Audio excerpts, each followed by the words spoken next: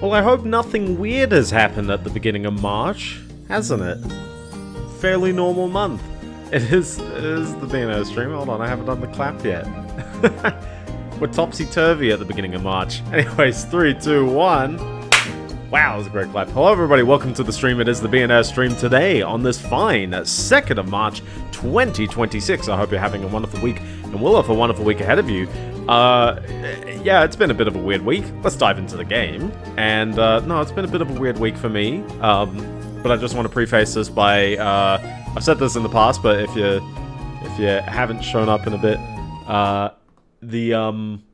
just as a heads up, next week's stream will be on Wednesday, not Monday. The same time Wednesday, but still on Wednesday. Greetings, Fetty. Greetings, Blub.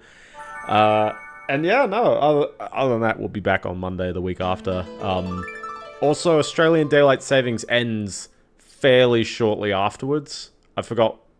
I think it's always the first Sunday of April. That still gives us a few more weeks, so. But yeah. No, it's been a bit of a weird week. I've got a couple of couple of news items and stuff like that, but generally, yeah. So just mark that in your calendar. If you're here on Monday the 9th, you've come 2 days early. It's gonna be on Wednesday, and that's just because I'm in Melbourne. I'm gonna be attending the F1 race, which would be great fun. Anyways, let's remind ourselves what we did last week on stream. Last week on stream, I caught Raikou, which means we've got our team kind of ready. I'm level spamming Meganium. Next week, Wednesday, yeah. So if you show up on Monday, it's gonna throw you off a little bit, but don't worry, I'll be back on Wednesday. But yeah, no, it's just because the race for Formula 1 is on, it's on the Sunday, and I'm going to be spending the Monday driving back, and I'll be very, very tired. And also, the Tuesday is, it's a celebration for a certain family member, so I'm going to be spending the time with the family member, and then I'll be really back on Wednesday. Let's continue on Mount Battle as well while we're at it. Which I know you don't necessarily have to do Mount Battle, but I feel like we need to start clearing off some Mount Battle, because you saw me getting kind of wrecked by some of the trainers we were dealing with in what was it, Real Gam Tower. We got all the way. Happy birthday, your grandma. Grandma Fetty. 90's great. 90 is like, what would that be? 1936? Ooh. There's a lot of fun things about knowing history and or being there for history, which is always good fun. I feel like having Raikou and Suicune out will at least get the well, we'll get a few levels. We'll get the shadow bars down as well. I looked it up ahead of time as well. I asked this question: is Raikou, Suicune, and Entei's shadow bars longer than every other Pokemon's? Because it feels like they're taking a lot longer to get down, even when you call them. And the answer is yes, actually. Very yes. The bar, I believe it's just hard-coded. Each Pokemon has a certain size of bar. And for specifically Raikou, Entei, and Suicune, and also, slight spoilers, but I haven't caught Skarmory? I don't know why. They're all 1300, whereas some of the earlier Pokemon are 300, 400, 500, 600, 700, and then weirdly there's none until you get to these high 1300 ones. So yeah, a bit annoying to get them out of Shadow Pokemon states, but it makes sense. It makes sense to make them a bit harder. And yeah, it does mean that some of the later Pokemon, they will get out of being Shadow Pokemon sooner than maybe Raikou and Suicune here, but you know, given the length of time was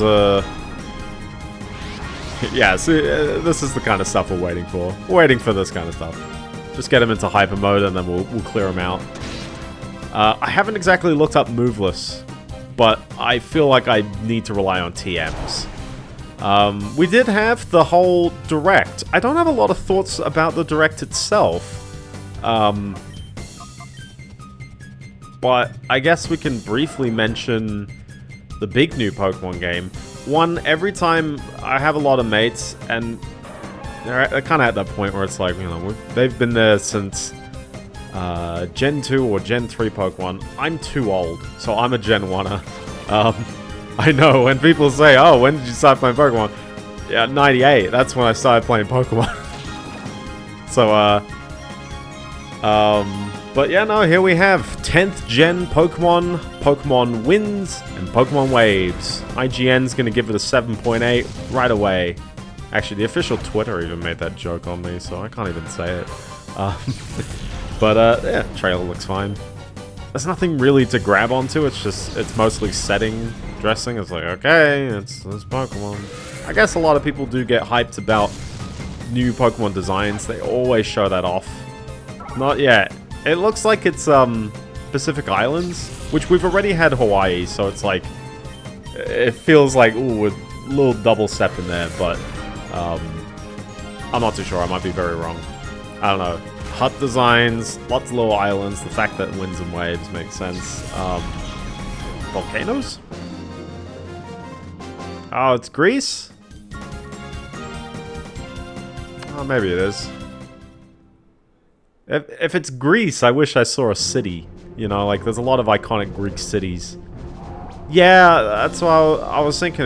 It does not look Greece from, like, architecture-wise. So I wouldn't pick Greece.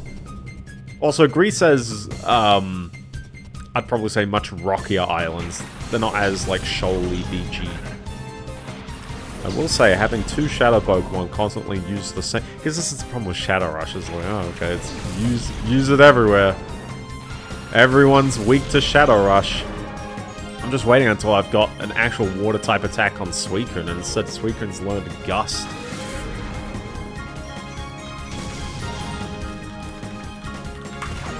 But I'm pretty sure all the Pokemon are,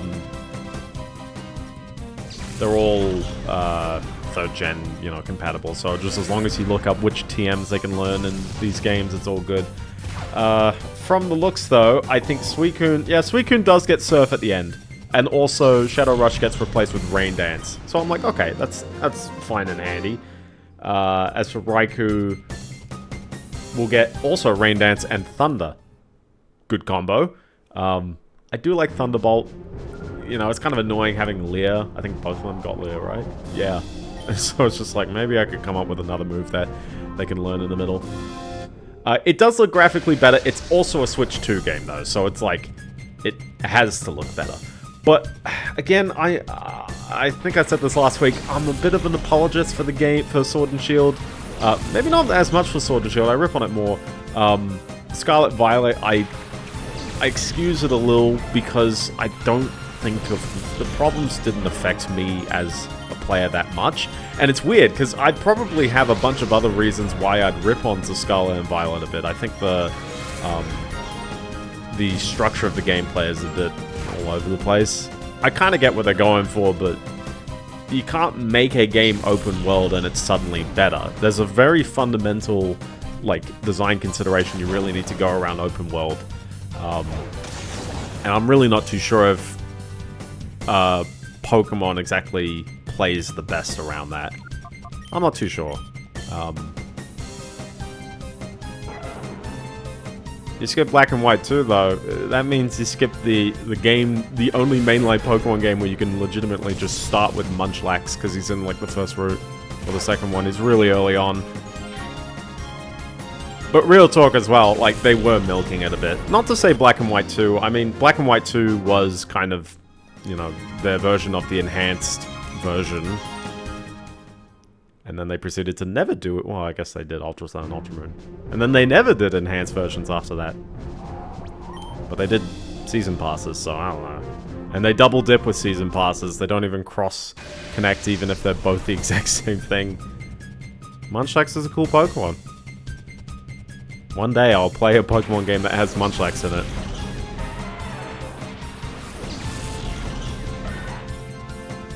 The worst part is, like, you know what the next Pokemon game I'd play is, which is Fire Red or Leaf Green. It's like, oh, I still can't do Munchlax. I'm not necessarily doing like the enhanced versions. I didn't do Crystal, I didn't do Yellow. Yellow would be an interesting one to play maybe, but I didn't do those. I did Blue way back in the day, and I'm happy about how I played through Blue, so I have no intentions of replaying that. But I would kind of like to show off the Fire Red Leaf Green angle. I guess especially if, you know, now we've actually got the port on the Switch. Munchlax with Metronome, it's such a wild card pick, but it's Munchlax is a great one. Munchlax is great fun. Like, yeah, he's slow, but the bulky special defense is absolutely absurd. Have you noticed, by the way, that, like, they didn't even... I'm pretty sure that the layout of this area isn't even any different. It's just the numbers and the trainers. Snorlax is also a great Pokemon. I mean, it's just a friendship evolution, so, I mean... You just take your time, and eventually you'll get the Snorlax. I used Snorlax on my blue team. I'm very happy about how Snorlax went. Yeah, Pokepia was good. That's coming out very soon, so I'll reserve really a lot of judgment on that one. But I think it's looking alright. I'll pick it up maybe sometime in the year. I don't have any huge intention to play it day one. So sorry, Nintendo, if you're looking for a sale day one from me. I won't guarantee that. I gotta play through Xenoblade. That's my next Switch game, and I'm currently playing through Tales of Phantasia, so that's my RPG of choice right now. I don't know how far I am through Tales of Phantasia. I was expecting it to be like Chrono Trigger, where you'd have the hopping between time periods, but no, you get sent to the past, and I'm just still in the past 15 hours later. So yeah, X and Y is way too easy. I remember when I played X back in the day, and I haven't replayed it, but I remember when I played it, I just trained 3 simultaneous teams. It felt a lot fairer, because there was 3 times as much experience as you needed. The mini Game Boy music player, yeah, I was going to say Nintendo often does novelty things. It's like, well, this is the Pokemon company, so this is actually like... And that's always the weird one. I know everyone always mixes 2 and 2. They always put Pokemon with the Nintendo because I guess they appear in Smash, they appear in other forms of Nintendo marketing. It's always a big seller on Nintendo systems and no other systems. Although, yeah, just remember, it's like it's only jointly owned by Nintendo. It's not actually, like, exclusively, I guess, a Nintendo thing under the hood. But probably there's a bit of you know, coercing in some avenues. Nintendo, not only did they release Alamo recently, but also the Talking Flower, just there. And I feel like the mini Game Boy, it's kind of in that, where it's like, it's neat, it's novelty, and I actually kind of like the idea of releasing the soundtrack in some capacity, but like, yeah, it's like, is that how they're doing it? We literally have a Nintendo Music app. Why are we doing this? So, Black and White's got its bits, but Black and White you have to kind of like... Black and White is great as a first-time Pokemon player, and it's a weird one if you were an existing person going through it. And triple battles are lame. I kind of hate lame triple battles. I kind of dig double battles, but triple battles are just like, I don't know, man, they're all over the place. I'm a Gen 2 guy, you know me. I love my Gen 2. There was actually a very recent video from Pro Jared talking about, he went through all of his games and showed off the teams on the cartridges. And he stopped at Sun and Moon. He didn't show his Switch stuff. Which I thought was kind of interesting. Maybe his Switch stuff has gone all over the place. But also, I think it's because you can't really actively exchange things into the Switch game as easily. So maybe he's just stopped at that. The obvious TLDR about that video is old cartridges don't have the batteries working. Well, actually, second-gen cartridges don't have the batteries working anymore. So most likely your team has gone away in that one. So rip second-gen teams. First gen will probably still be fine though, because there's no clock in the system, so the battery won't run out quite as like aggressively. It might run out at some point. I don't know when the battery backups will die in those ones, but I mean, it'd probably be the same replacement job. But unfortunately, you know, when you replace the battery, you will lose the save in the process. So just make sure it doesn't die first. But then, yeah, he did a Nuzlocke on 3rd gen. That was a famous one he had. And also he did the Pokemon Y Nuzlocke as well. But yeah, he also showed off his competitive team for, I think he was playing Black and White, and how he knew that there was, like, he was working at a GameStop, and, or not a GameStop, at just a local game store, and he had a bit of a community engagement thing where, yeah, Black and White's the one with the animated Pokemon sprites. That's how I usually call it out. But yeah, no, he had this challenge where he'd challenge, you know, customers if they wanted to bring something in, you know, if they won, he'd give them a sticker. And there was like a kid, and he brought in a, like an absolutely Game Sharked-in team. Like, it's like everything is like max IV, all this stuff. You know, insane moves on legendary Pokemon, and his bug team still beat him. And he was like, that was the most satisfying moment. I'm like, yeah. 30-year-olds rise up.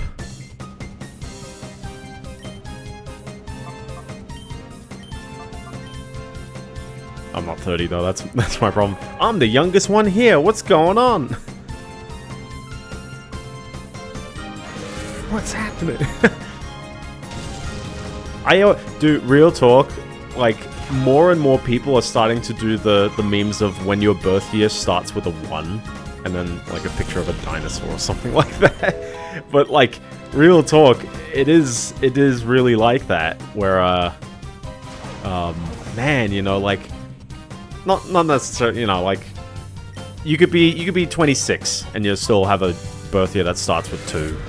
But it is that point where it's like, okay, like, we classified the Zoomers as, like, 96 downwards. Not we. Old people classified Zoomers as people born in 96 to, I don't know, 2008, 2009? 2010, I think, is the start of the Gen Alpha. And then, I don't know, 2022 or 23? It's a bit tighter because they're classifying, like, COVID babies as, like, you know, maybe the end. Gen Alpha is specifically affected by the COVID era. Heavy damage. How there's retro roguelike. Oh, yeah.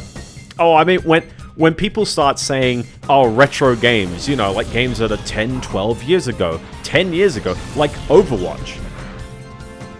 Counter-Strike Global Offensive. I mean, granted, they don't call it that anymore, but it's like, yeah, FTL's not even... Oh, it's a roguelite? I don't know. It's a game with randomized elements. It doesn't make it rogue. You know what I mean? It's like, it's not like every rhythm game's a Parappa clone. Me playing Diamond for the first time is now almost 50% longer. For me, it definitely was more than 50% longer.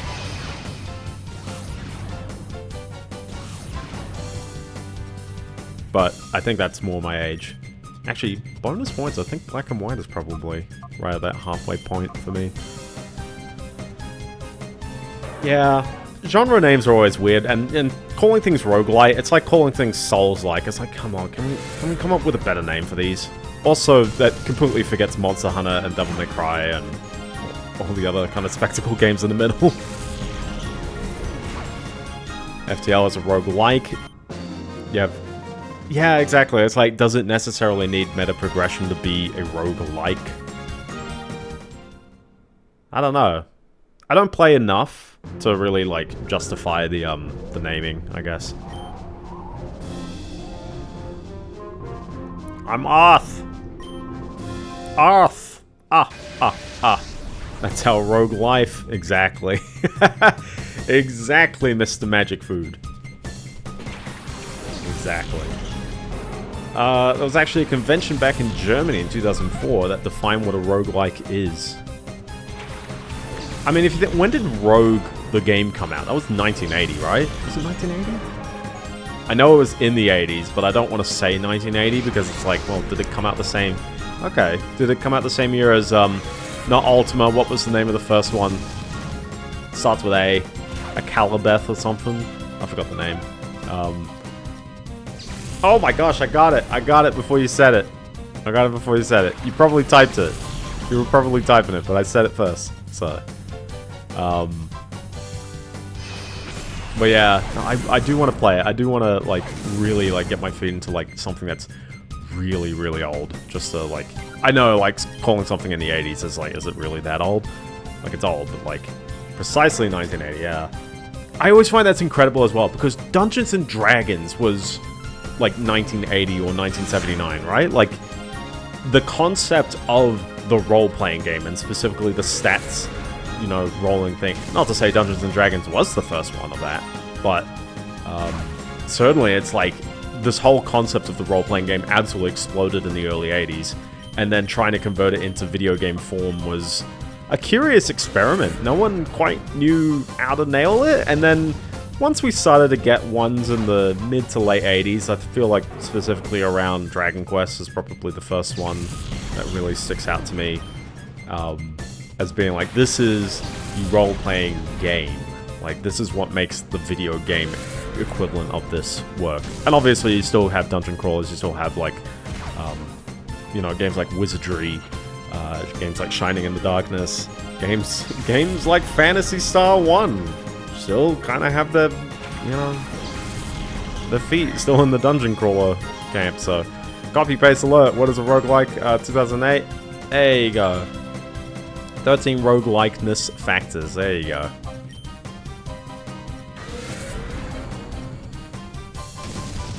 But it's good that someone's out there defining it. And you know what's really weird? Where's the video game journalist doing this? I've got one story for you. This is a great segue story. Actually, it's not a story because I'm having to go off the top of my head. Which is why I'm about to Google it, and hopefully I see someone who wrote an article about this. Here we go. This article is from Kotaku, so they're not the ones responsible. The Berlin interpretation. It's a regional dialect. This article, Metacritic removes Resident Evil Requiem review from website that replaced humans with AI. Specifically, the subtitle notes that the website was Video Gamer, which is a very generic website name, but sure, okay. You have cleared Area 2. Have some coupons. I'm going to keep it going for one more zone, and then it will be a bit of a visual, you know, kind of fluff if I keep doing Mount Battle forever. Because there's no... I don't think we actually get a hard reward for getting to the end of Mount Battle as part of the stream. But what I want to do is I want to start clearing off the other Colosseums as well. All the Colosseums, I didn't even realize... they have 4 battles. 4... Yeah. As in, you do 4 battles in a row. You can do that 4 times, and you get a different reward at the end of each one, and also the teams are different on each one, and then you kind of replay the last one. I think you get a random reward out of the bunch if you want to keep getting it. Yeah, the non-elite 4.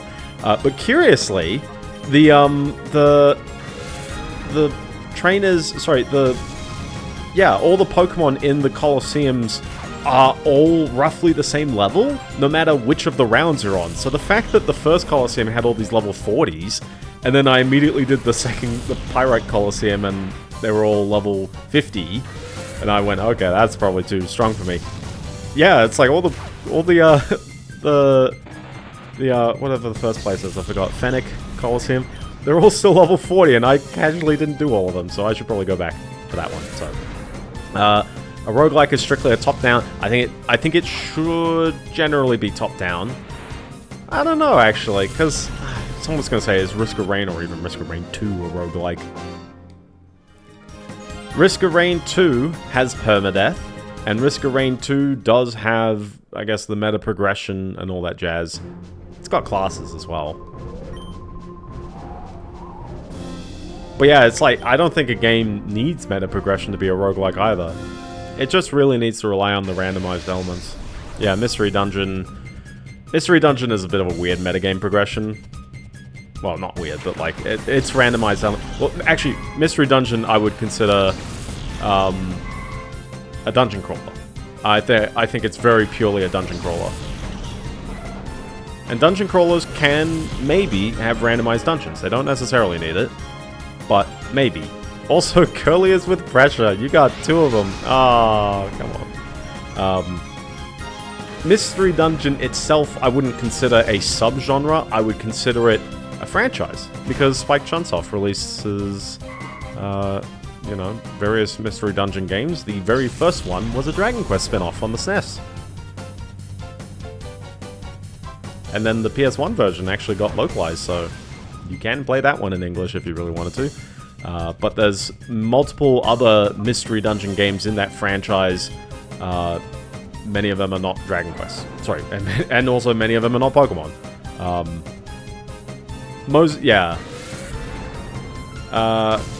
Most people are probably only aware of the Pokemon ones, because Pokemon is such an insane brand that it can just do that.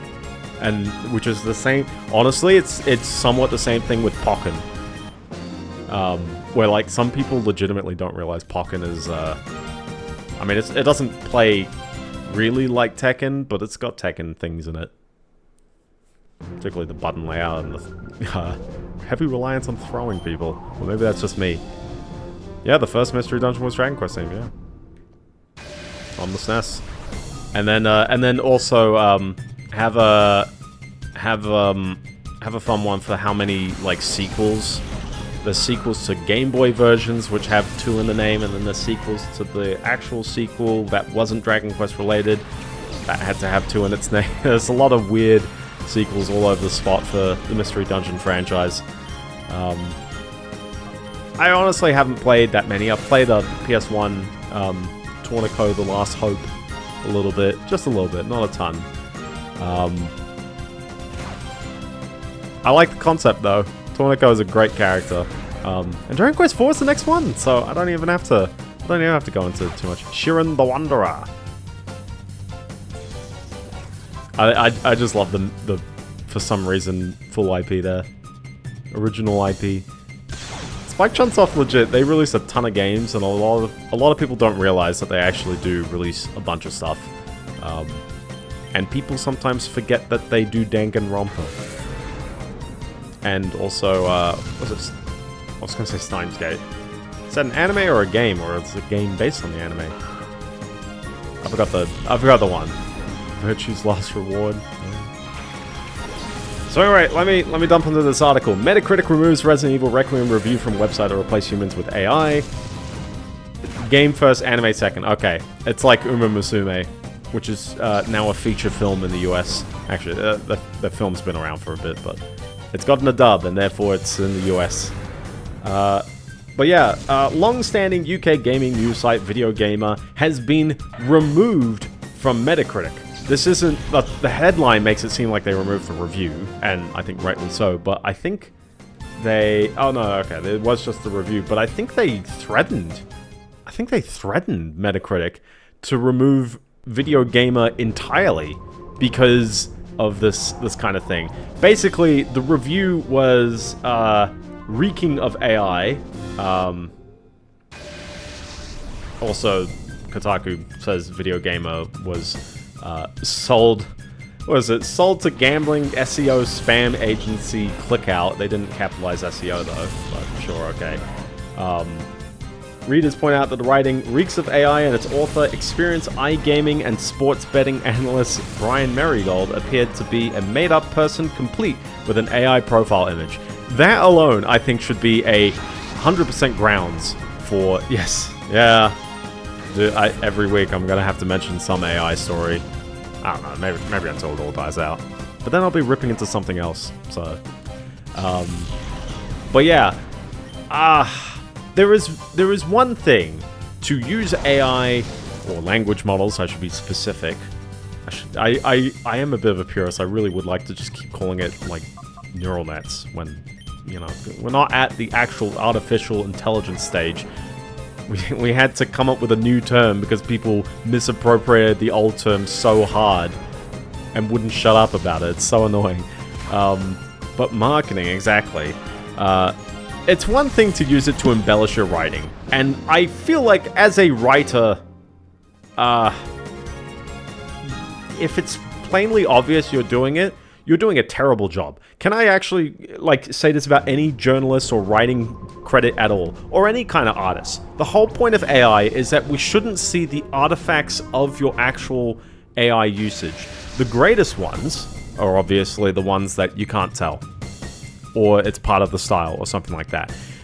Not to say that, like, you know, you might dig some of the aesthetic, because some people do. Some people are legitimately liking, you know, they're liking AI music, and I can't argue against them for liking it, other than just hopefully making sure they're not being misled. I guess that's the angle. It's like, it's easy to, I guess, get offended on behalf of no one, but it's like, yeah, like, it does detract away from musicians who are doing legitimate stuff. And I guess it depends on whether the craftsmanship and the actual, like, performance angle of it is really worth it. Same thing with writing. It's like, you know, we could probably read a bunch of stuff, read a bunch of fluff words, and it will give us the opinion of a game.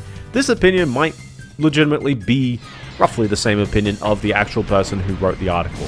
But I feel like it is quite cowardly to make an article under a pseudonym, even if you're doing it as, like, AI, like, not to say you shouldn't, you know, there's obviously reasons you'd write under a pseudonym, but you know what I mean? You're a video game reviewer. There's no, like, privacy of identity in that kind of sense. If you really want to, you use a screen name. Just give yourself a screen name. That's fine. There's one YouTube channel about fake 30s and 50 songs. I do know of one of those songs, and I you know, like, some of them, it's like, whatever, it's low effort, but low effort not as a dig, but low effort as in you're able to create something that can convey the humor and the, you know, like, the intention of what you want to tell as a joke, or that kind of stuff. And it's like, that, you know, that kind of stuff. I really want a Larvitar, man, I tell you. Larvitar's awesome. That's why it's there. But yeah, at some point it's like, hey, you know, like, I think game journalism is a very, very tough industry, and I've ripped on game journalists a lot because a lot of them don't do a good job from an objective standpoint, from a, like, and by an objective standpoint, as in, like, someone will go like, oh, from a scale of 1 to 100 you can just rank it. I'm like, no, as in from a do I personally care about reading it standpoint. Most gaming articles are real, like, wordy fluff pieces. Even this one from Kotaku, from Lewis Parker, you know, like, you're reporting on something, sure, okay, but, like, legit, it's like, you go on and on and on about, like, users in the responses. I don't care what users are responding to things with, like, quoting users. Yeah, I guess most journalist articles, maybe. I don't mind the concept of using AI to summarize things in a short manner, because if the article is so long, then, like, yeah, okay, I really don't have time for that kind of stuff. But then on the other hand, it's like, well, you know, if it starts inventing stuff out of nowhere, am I actually taking the right meaning out of it? I don't like that. I don't like the idea of making AI make something longer. That's not why we're here. That's not why we're here.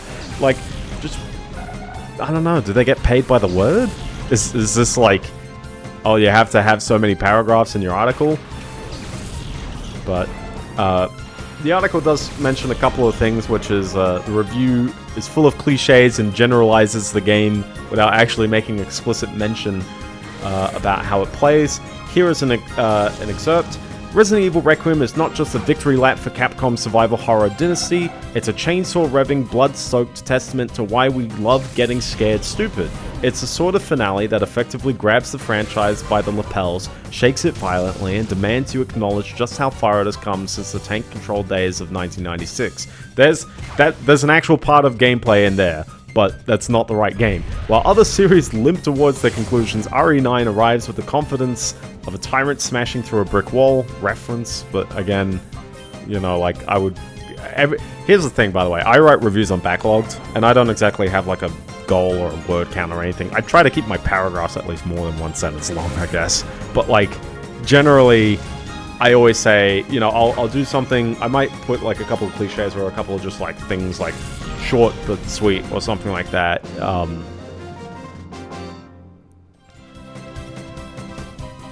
I think I recently played Coaster Works on the Dreamcast, and that game's pretty neat. But I described it as about as long as a roller coaster ride, and about as exhilarating as a roller coaster ride. It's like, I'm cool with, you know, doing a simile or doing something even contextually like the game you're reviewing. It's like, oh, like mentioning a game about food is like, oh, making like a food pun or something like that. But then I go on and I say like, this game is great because of this, this, and this.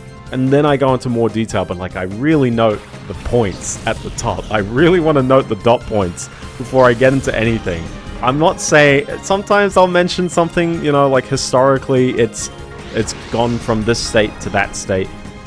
But I'll read the other paragraph they've got here. It happens like clockwork with every major Resident Evil Requiem leak, doesn't it? Leak? We're sorry. We worry if the developers can balance the scales.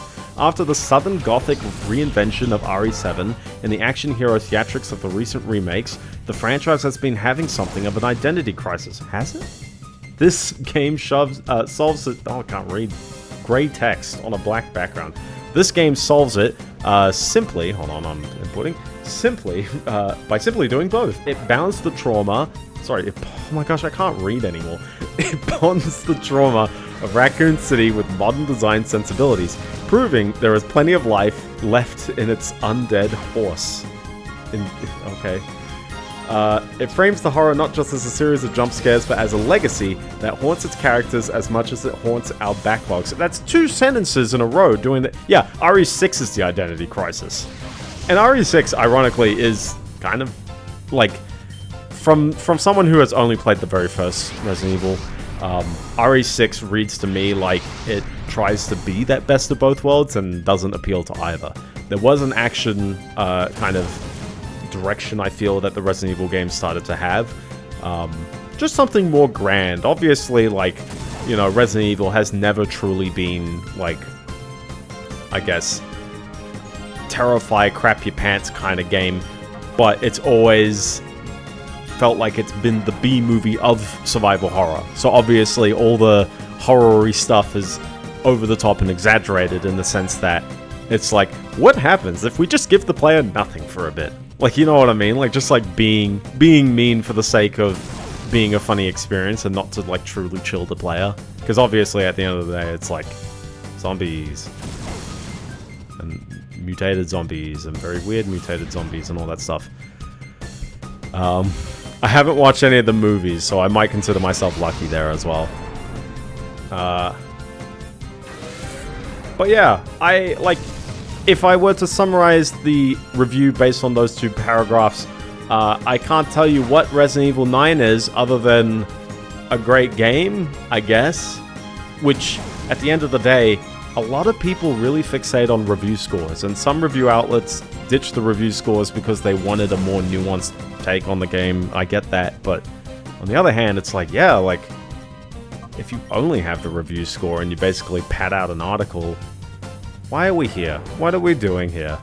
And to that I go, Metacritic, please do this. Please really go hard.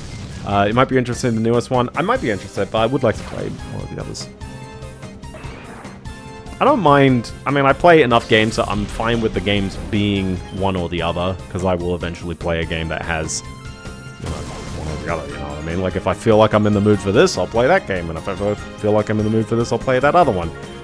Sometimes it's great when it's in one package, but obviously, as well, a lot of the best-selling games are the games that do everything adequately enough, which is why GTA 5 is the second highest best-selling game of all time or something.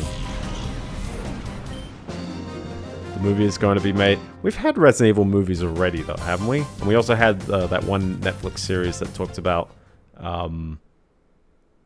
Overwatch Rule 34. Was it Overwatch? I don't know. It's been a while. But no, I completely get why Metacritic has done this. I am all for this in the sense that this is a sloppy AI article. Having no identity on it also basically means, okay, editor-in-chief, you're the one, and editor-in-chiefs are always responsible for everything. Don't let anyone, like, deflect. The editor-in-chief is always responsible for everything that goes on the website. That's why they're the editor-in-chief. If we're gonna say, oh, you know, like it's just AI slop or whatever, you know, obviously there's no accountability. And then if there is something and there was a human behind it, I guess, the editor-in-chief should still be the point of contact. This guy has a slightly better pedigree than the dude casting his wife as the main character of the multi-movie series. Sometimes casting wives is okay and sometimes it's not. I wouldn't necessarily... I would say more often it's not great, but sometimes it's okay.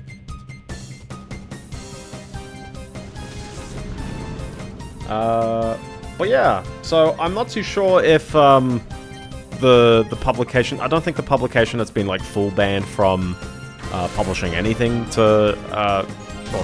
getting things tracked by Metacritic. But I think everyone should probably start to raise, you know, doubts about the legitimacy of many of these game journalists with all their writing. Is it padded out? Is it, like, fine? Is it good? Who knows? I guess you're gonna need to... I mean, you're either gonna need to read it, or eventually we get to the point where, okay, there's too much AI fluff, I'm not reading any of it.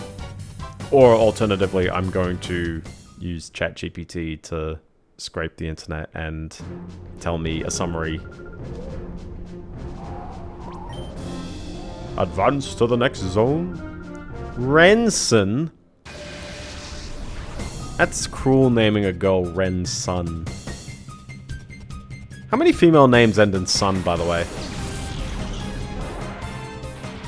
I'm actually curious. I think all of these, like, 10th trainers are all unique models as well. They put in all this effort to put in unique trainers here.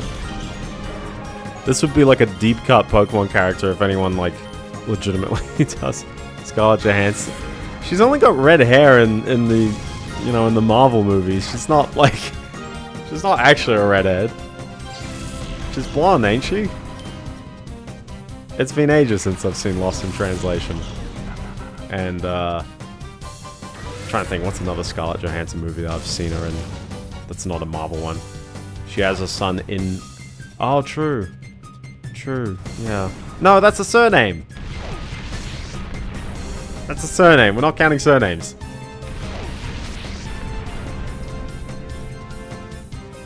Although Johnson is a slightly weird, like, first name if you ever see Johnson. A patronymic surname. It is. There's a lot of fun names out there. It's like, Smith as a surname. Or Taylor. Taylor's one. Carpenter. There's a bunch of ones that are just literally jobs. Dottir.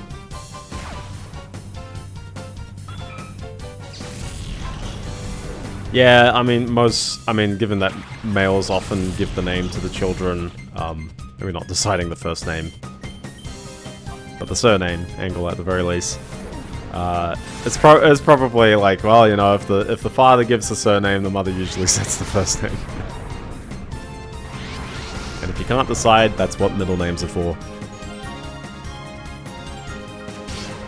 So, anyways, AI slop. It's AI sloppy. I feel like there's not much to be said about that, but I think it's worth mentioning, and keep your eyes peeled in case you see articles and it's just actual AI dribble.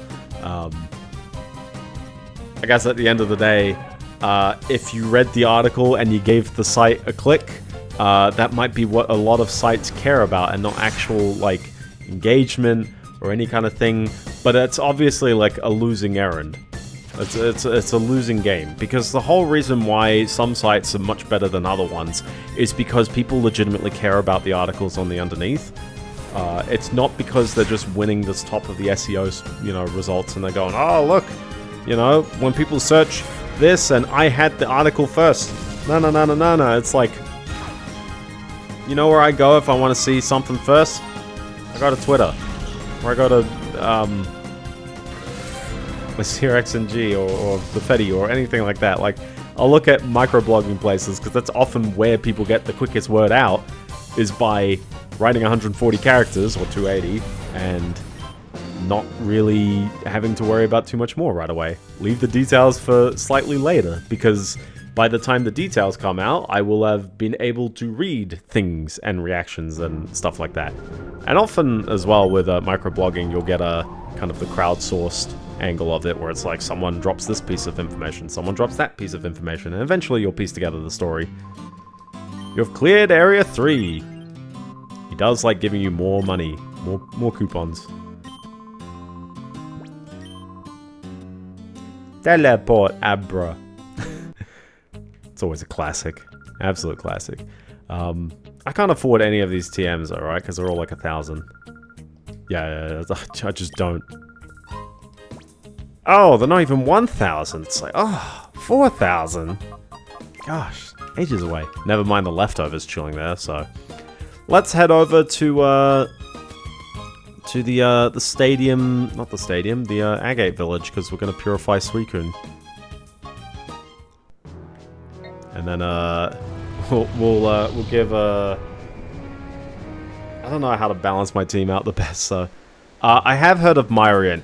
For the sake of YouTube not striking the arm down on me, I will ixnay on the Myriant A, because we know what Myriant hosts, and generally I feel like talking about sources where one can gather certain pieces of potentially copyrighted data, even though that's literally the internet, is a rather off-topic, oh, is he not ready yet? Is he like, he's got like 2 little pieces of bar? Oh, he does, there's a little tiny piece left. Well, I guess we'll enter the tournament first.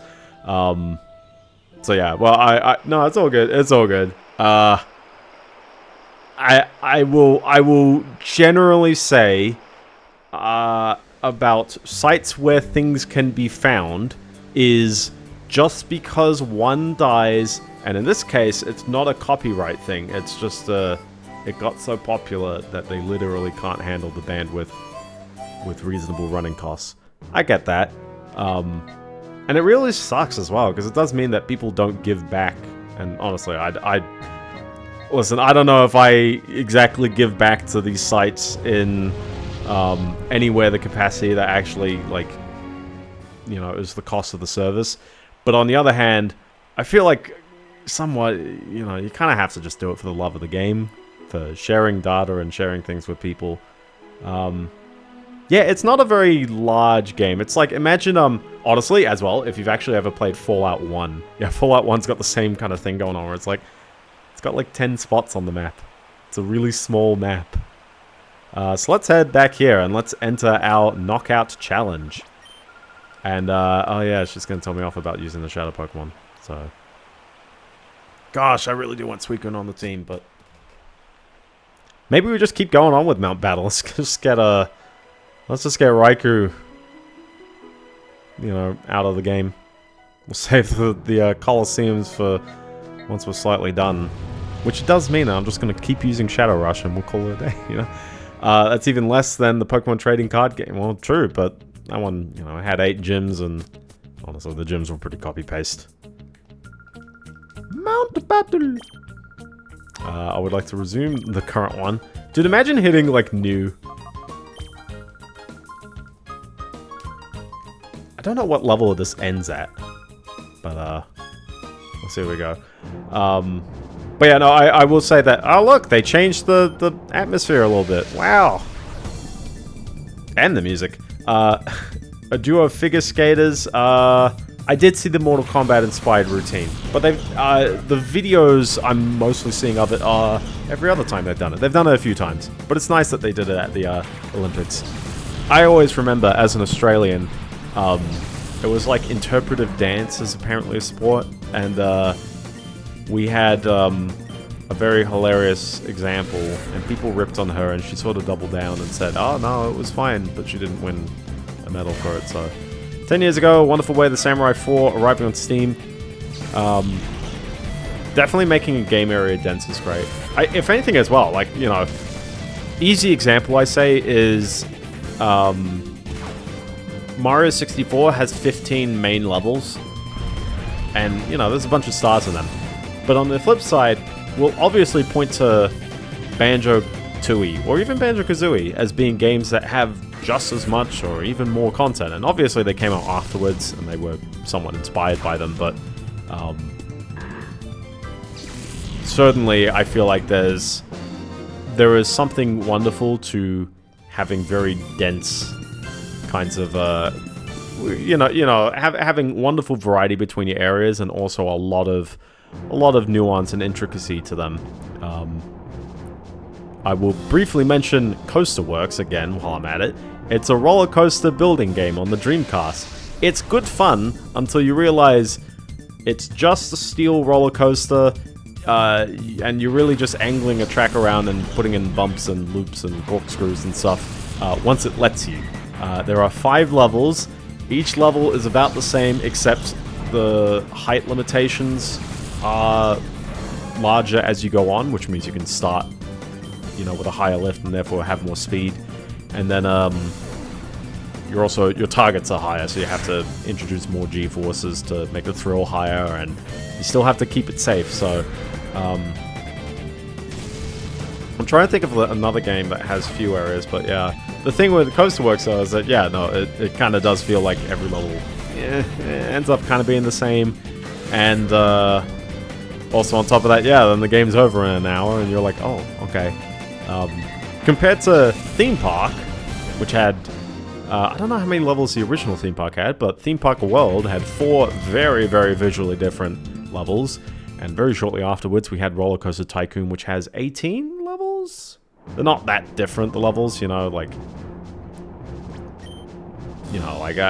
they're all kind of roughly the same in terms of how they look and feel, but certainly different challenges and different layouts and different things that you research do make for different levels in that game. But also, you have many different kinds of coasters, so building different ones involves different techniques. I guess Coaster Works is neat because it's a really free-form building system. You just point the track somewhere and it'll build it, and as long as the train of the roller coaster can ride it, then that's all good. That's all fine. So, The Sims 2 on the DS. I mean, many of the Sims handheld titles, which I'll get into those at some point. I wanted to show off not busting out the original Sims. It's not even the original. It's a really late release. But yeah, no, the handheld ones are quite curious because of how many locations they actually have in them, or rather how they play even. Because most of the Sims games should be played in a household, and that's it. But yeah, no, Sims on the DS is a weird one because, it's the little tiny town in the middle of the desert with a hotel, which is a very curious place to put a Sims game, and also it goes nowhere else. I like that though. And the GBA, don't forget the GBA. Actually, Sims 2 had a GBA version, didn't it? Yeah. You're on a farm in that one, aren't you? Or is that busting out on the GBA? Completely forgotten which one's which. The PSP one, by the way, I will continue to say, is one of the most wild games I have ever, you would not expect how absolutely bizarre that PSP game is. I'm not even going to mention anything from it. It just is bizarre. I will save that for a very special playthrough at some point in the somewhat distant future.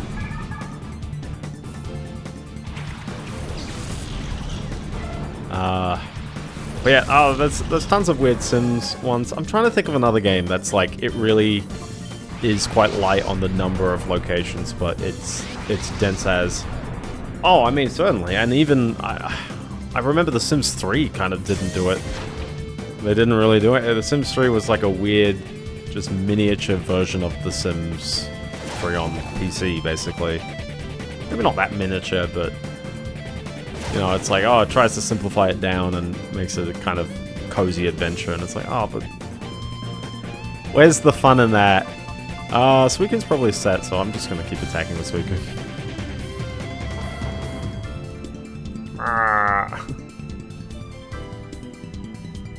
But yeah, I'll think of another one. I should probably open up my backlog as well, just to sort of cite the things. Knock off. I would prefer a Bizarre Adventure from The Sims. I feel like it's a weird, like,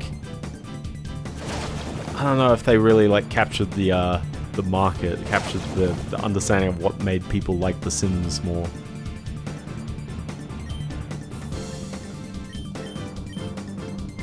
Let's switch who I'm attacking. There we go. Sims 1 on PS2. It is bizarre, but Sims 1 on PS2 very much is fundamentally trying to just miniaturize The Sims. You know, there's nothing really too odd about it compared to the PC game. Other than having objectives, I guess. Yeah, he's not having a good time there. He'll get better. He will get better. I'm looking at like my recently played games. I'm still trying to go, yeah, I haven't played anything that like is amazing and has a few locations. I played some small ones. I played Crazy Taxi 2 the other day. I guess Crazy Taxi is always one where it's like it's dense on the content. But Crazy Taxi's great. I think it gets a pass on that one. I'm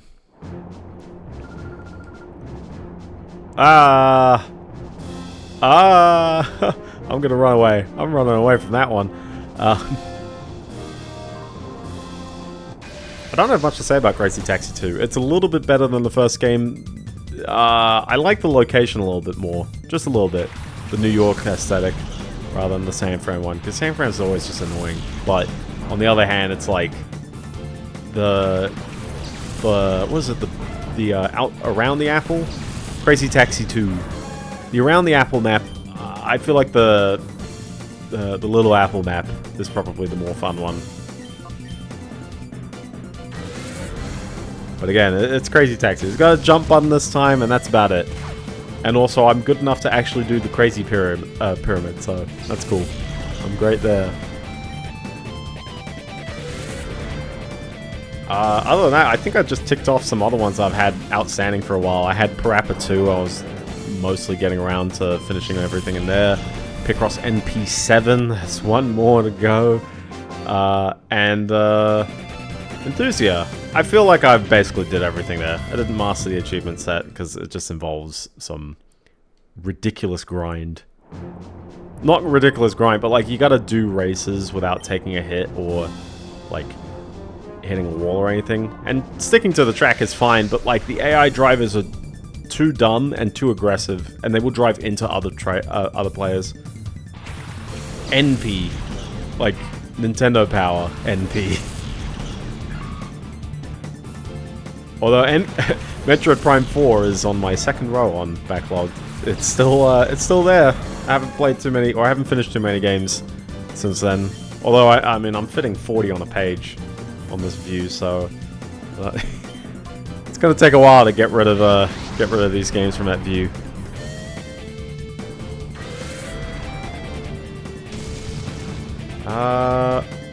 Did I mark Hyrule Warriors as finished as well this week?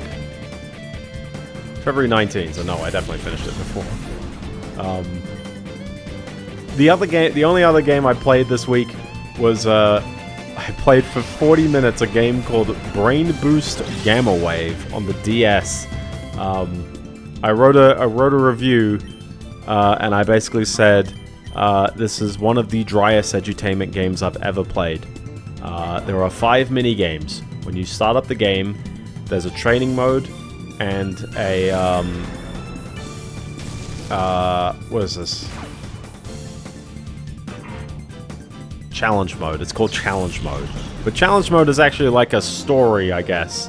But the story is really simple. You also each minigame has 4 difficulties. So you click on training, and then it's like, which difficulty you on, and you just have to beat the target score on each one, and that's it. You've won it. Okay. The challenge mode literally just provides a cutscene in front of the same 5 minigames with the same 4 difficulties. Like, and it's not even a cutscene for each one. It's a cutscene for each of the 4 levels. There's only 4 difficulty levels. So okay, but maybe the minigames are okay. Well, the first one was, it briefly shows you an arrangement of colored dots, and you have to memorize the dots, wait for 3 seconds, and then tap which of the 4 options is the same as the one you saw. Okay. You know, a bit dry, but sure, okay. The second one, it shows you a number. You have to memorize that number for 3 seconds. Doesn't show you the number for 3 seconds, and then you click which of the 4 options is the number that you saw. Okay. The next one, it shows you a bunch of pictures, hides them, you wait 3 seconds, and then it shows you a bunch of arrangements of the pictures, and you have to pick which one has the same pictures. Okay. The fourth one, it shows you a face.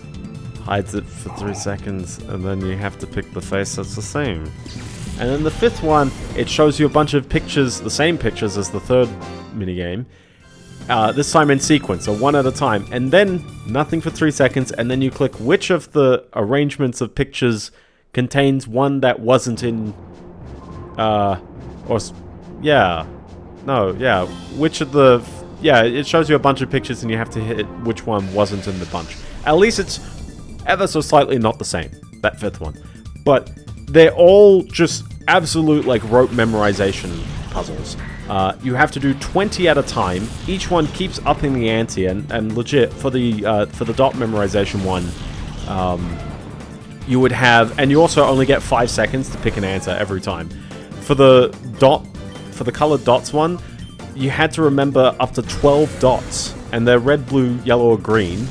And the 4 options, each of the wrong ones will have 1 pair swapped. So it'll be like there's 10 correct dots, it looks mostly the same, and if you didn't remember every single dot, you're gonna miss that there's those 2 swapped, basically. It's so frustrating. Obviously, of course, that's the hardest difficulty, but I think the point stands of, like, what are we doing here? This is a game that's just like, memorize this, memorize that, memorize this. And I feel like absolutely no reward other than big number good for having a high score at the end. The presentation is very dry. There's nothing really to see other than a couple of character sprites reacting. There's barely any music. In fact, there's no music while you're doing the minigame, so it doesn't really matter. I feel like, well, I could just emulate a pause screenshot and write everything down to see it through, but what's the point? Where's the fun in that? So I gave it a 1. This is a very, I don't know, like, maybe it's a bit harsh because it's been like 40 minutes. I only played it for 40 minutes. That was a proper dropped it, didn't see the rest of the game. But that was how it presented itself. I stuck around with it for 40 minutes, only to find out that level 2 of the campaign is really not anything worthwhile at all still. It's still the same thing. So, you know what I did? I put in Professor Layton and I realized, yeah, that this is how you make a game much more engaging. I know that there's the beta wave one as well, and I feel like, yeah, there's more... Shichida Shiki Unu Tenren. Wow, that's a name and a half. Yeah, it seems like it's a... this is a game called Brain Boost Gamma Wave. I don't know. And there's a bunch of edutainment titles that I find fairly okay. I'm a big fan of, like, the ones that are just like crosswords or sudokus and stuff. It's like, whatever, but it works well on the DS, so I'm down for that.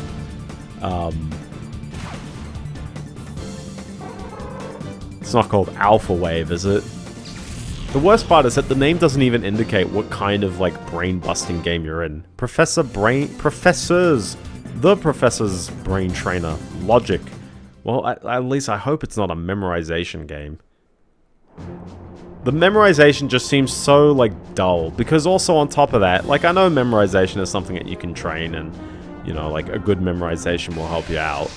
But, like, what's the reward on this one? I'm not actually doing a brain teaser. This is exclusively a game that only rewards the people with photographic memory. There's no relation at all. There's no know, it's such a fruitless game. I wonder if Raikou will get that bar down the entire way before I have to fight the next fellas. Games in Europe have more descriptive titles. I hope they have more descriptive titles. This is a very mid title. But yeah, a few games this week. A few games I played through, but yeah. I will roast Enthusia. I'm sorry. I do not like the subset for retro achievements where you have to max level all the cars. I don't like that. It's just a grind. It's not even testing me that I'm good at the game. It's just testing me that I can persevere enough to have that level go up. Trench! I'm in the trenches. He's got the jacket around his waist. Hopefully it doesn't rain in Melbourne, by the way. I'm hoping it doesn't. Logic and oh no, it's still got memory! Oh wait, no, 2 games. Well, I guess that implies that the other game actually has more, I guess, more going on, so. And the Professor's Brain Trainer. Okay.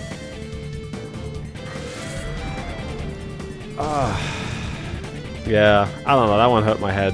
And so, yeah, I started Professor Layton and the Lost Future. Or the Unwound Future, depending on which country you're in, because for some odd reason they never named the games the same in America, I don't know why. It's weird that, you know, you see that the Professor Layton games go downhill after this one. It's so curious that they pumped out so many edutainment games at the same time as well. Like, everyone was on this. I'm not too sure if they saw Big Brain Academy. I feel like Big Brain Academy was actually the first one, and they jumped on that one. And then hilariously, Nintendo also did Brain Age, which is the 4th highest selling DS game of all time.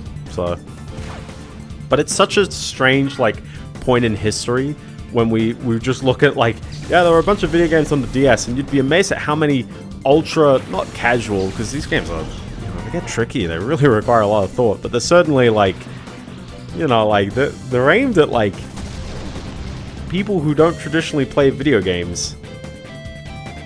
Yeah, exactly.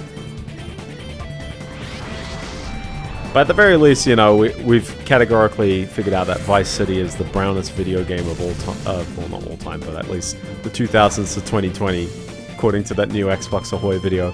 It's a great video, but it's good fun. Yeah, certainly, like people found every use out of those things, and I think it's neat, but it is also like, yeah, you know, like, wow, what were we doing there? Dude, that's like barely a URL. You don't even have like a code or anything, so you knew it was this account. What are you doing? What are you doing, Mr. Bot? Terrible. Meganium is learning Safeguard, which, I don't know, to me, I like Safeguard, but I don't like it enough, and I also really don't know when you're even gonna, like, expect it. When is it gonna come up? Everyone's favorite, Rhyhorn. He's throwing the rock. There we go. I got some other news, some other things of note. So I guess while we're still on the AI train, we had this is dangerously close to talking about politics, and also amazing how quickly this disappeared. Oh, finally, a Pokemon not doing the move I asked it to because of Hyper Mode. Thank you. Seriously, how long have I been using Hyper Mode, especially like right now, and only now it finally hits itself. There we go. This might cross over into the world of world politics. Anthropic was declared a supply chain risk by the United States Department of War, which is the former name for the Department of Defense. And I think it's because Anthropic were basically standing by kind of a core tenet that They wouldn't let the at least this is from what I'm gauging based on articles. They attacked the opposing trainer. Okay, maybe I should call him.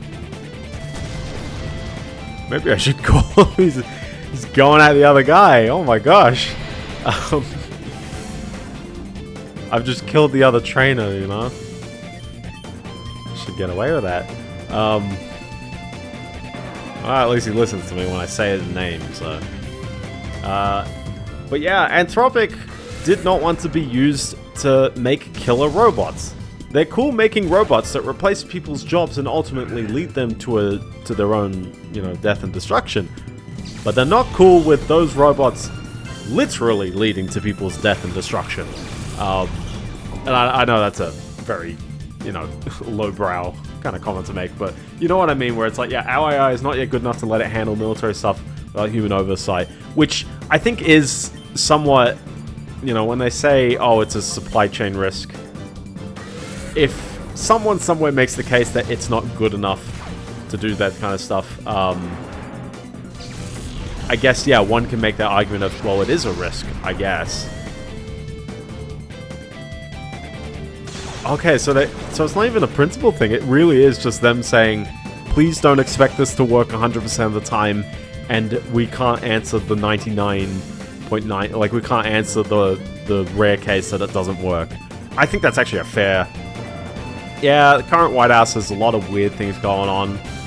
There's things I like, there's things I don't like, and also I'm not American, so most of it isn't exactly directly concerning me, but I stay in touch in the sense that, like, I do want to know that they're not messing up Australia.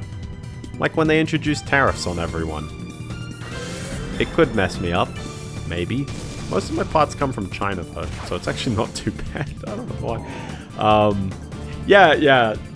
The reason why this left the headlines is because then they immediately buddied up with OpenAI, which is kind of bizarre because, not to say that, like, you know, which is better, Anthropic or OpenAI in terms of the maturity of their models?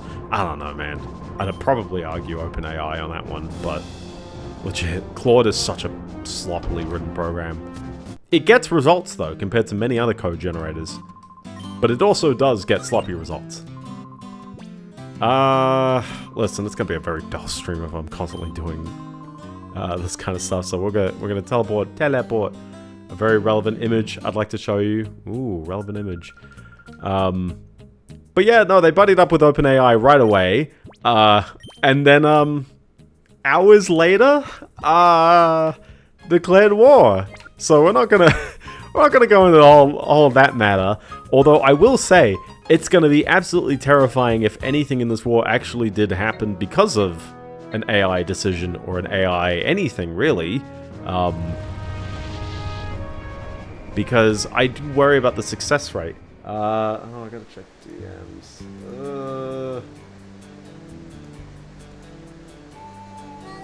I did see that one, yes. Thank you, Kojima. Thank you, Kojima.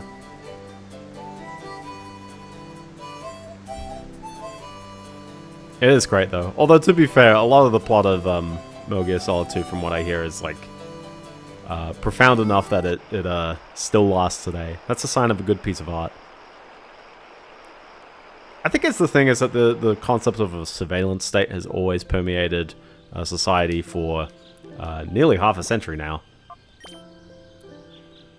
He is sliding into my DMs. Which to me is just like a ping. There are so many servers, by the way. The number of people who send me DMs... 13315. Aurora Beam... Okay. Ugh. Aurora Beam, way better than Lear. I'm glad I've at least got a much better move than that. I mean, Lear's a neat move if you need it, but also, isn't everything a special type? Lear is actually, like, not at all a useful move here. Gust is weak. In this part of the... Exactly. Gust is not a very strong move, but Flying type seems like a neat kind of... Just kind of trick there. My problem with Gust is that it's only 40 power. It's rather low compared to, you know, that. Also, I guess it would be a physical move, wouldn't it? You know, I guess I don't have a... too much of a nuance there, so... but yeah, no, Raiku's still not evolved, or purifiable just yet, but that's okay, because we'll go back to Real Game Tower, and we'll see if Meganium hogging all the experience... I should probably take this off Meganium. Let's start leveling up some other people. Deposit. No, oh, no room. Oh. Oh, snap. We're at that point where I have to start depositing items. Gosh, we're on the GameCube. We still don't support, like, holding as many items as you can. Trico. I mean, I know this button has been there the entire time, like... I'll finish my story about the Anthropic thing. Sorry, yeah, you know, I'm not gonna use the Nacho Brace or any of these other ones. Why do I have 2 time flutes? Why do I have 2 of these?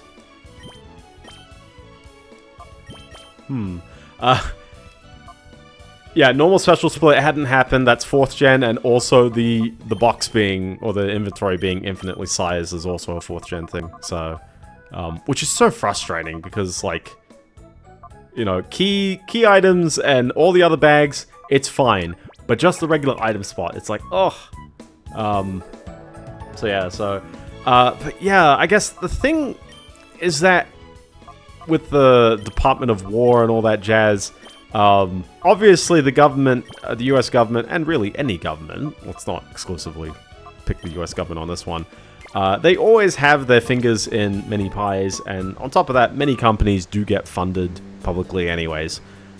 I guess the collaboration with building stuff for the sake of building war apparatus is always a controversial but somewhat common thing, especially for the US, I guess. But this world of I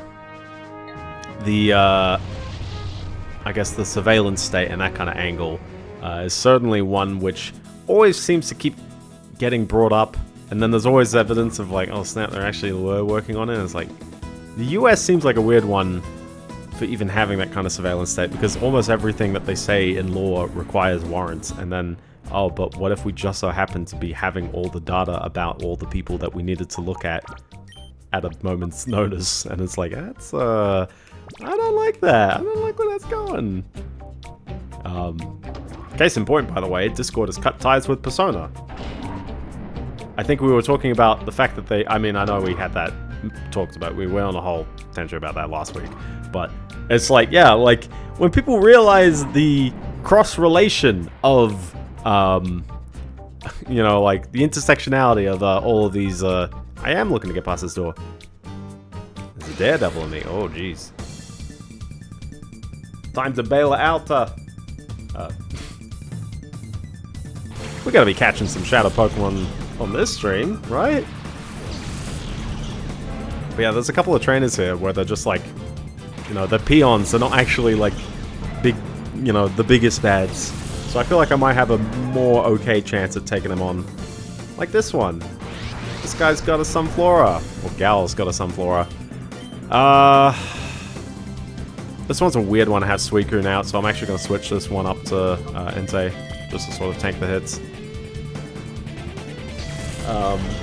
But I feel, yeah, I don't know, it feels a bit weird, especially for the big AI companies, because all of this data is social media posts distilled into some kind of, like, queryable prediction model, and then somehow we are now going, okay, now you need to be able to determine enemies in a battlefield. Aurora Beam. Aurora Beam would have been effective, but, Solar Beam, yeah, the Sunny Day Solar Beam setup was ready in one turn. I would have been... I would have probably had a hit. I might have actually been able to kill the Sunflower in one go, actually. Or the Gloom in one hit.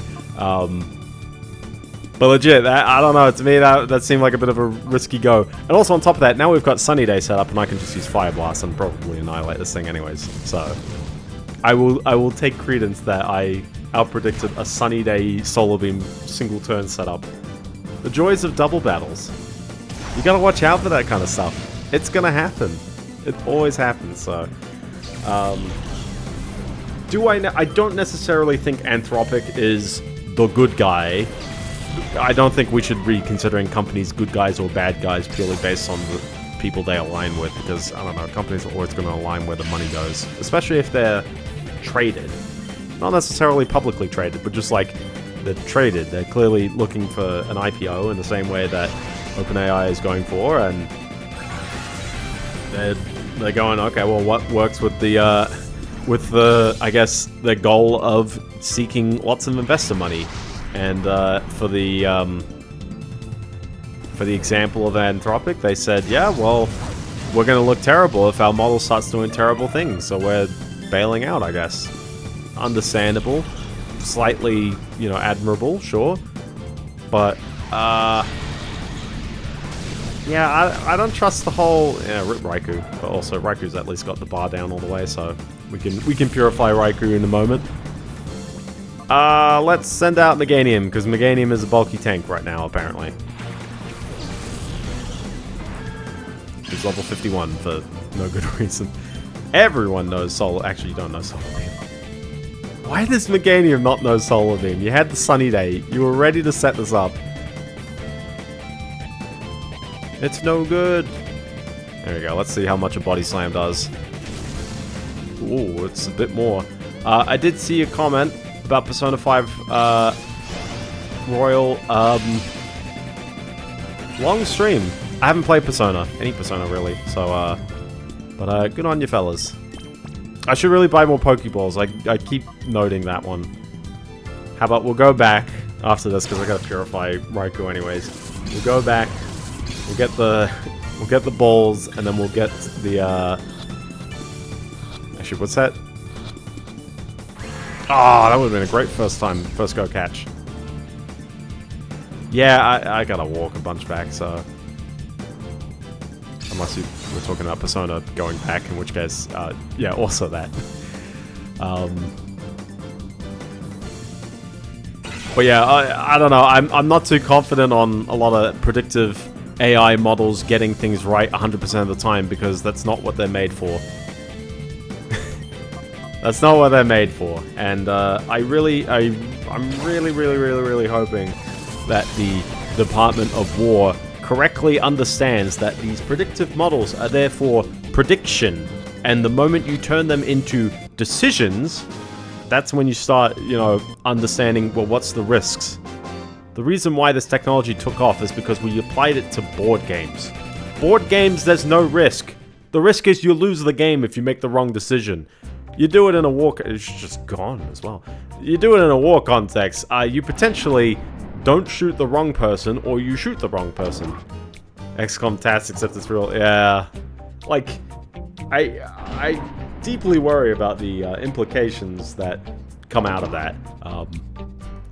Obviously, I feel like you know, there's many more conversations that go on that don't have me in there, so I obviously know it's bound to be more nuanced and stuff like that. But at the end of the day, I do worry about this product being sold from OpenAI, or I guess their efforts being sold, and yeah, LLMs. I wouldn't necessarily say it's like an inherent factor about LLMs, but the whole point of like a language model is that there is no reasoning or understanding or ethics. None of that exists. It's all predicting. We're buying the balls first. It's all the only winning move. Well, I don't know. Well, I wouldn't necessarily say that about like the AI stuff. I mean, we might get to a point where it's like, well, you know, the systems might get better. Honestly, as well, it's like we're in this drone warfare stage where it's like, you know, we already use algorithms to make sure that the drones don't crash into each other and that they fly upright in a way that people don't have to think about them. That's the whole point of technology, is that we are effectively, you know, now people don't have to think about it like it's a helicopter. They just move it around like it's a, you know, something no-clipping. Yeah, most people don't know that, and a huge problem has always been the marketing of all the AI stuff. Because people now, one, they call it AI, they think that it's this one thing, they think that it's this like broad concept, and obviously they have the science fiction associations with the name, and then it's like, no, actually, all it does is it predicts. So, and eventually, like, we're gonna not gonna say we're gonna have planes dropping out of the sky like that, kind of detrimental. I don't think anyone is hopefully gonna be that silly enough to throw it into commercial aircraft just yet. Hopefully, invisible war maybe, but I do worry that they're like the crunch. What is it? I hope the AI collapse comes with the disinterest of users and not the actual deterioration of several facilities. Yeah. They changed the song in the second season. I only watched like 3 episodes. Unless you were going for da da da da da. I don't know why I was thinking the anime Dan to Dan. I read it like that. I didn't connect Deus Ex and again as well. Deus Ex is also on the want to plays. It's actually very soon on the want to plays. You'll see me play it very, very soon. Spark. You know, I'll accept it over Leah. But I would have preferred Thunderbolt. And a ribbon. A ribbon. There we go. Alright, full team of legendaries because stuff balance, I guess. I only know of them really by name and sort of some broad gameplay mechanics, but I haven't... and I actually might own them on Steam. Codemasters published them, didn't they? So I probably do own them. You can check. Just check my Steam, I've probably got them.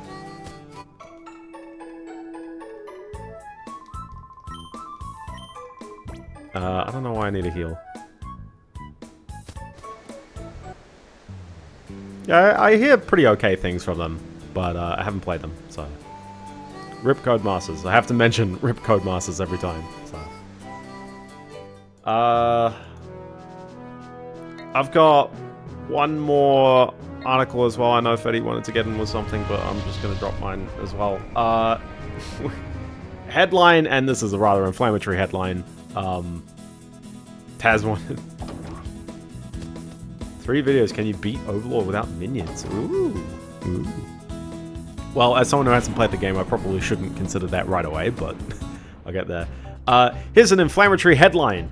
US gamers aren't buying video games anymore, new study reveals. A study revealed only a minority of that the majority of video game sales are fueled by only 4% of players. In 2025, 63% of US consumers are buying fewer games. I don't know where this article comes from.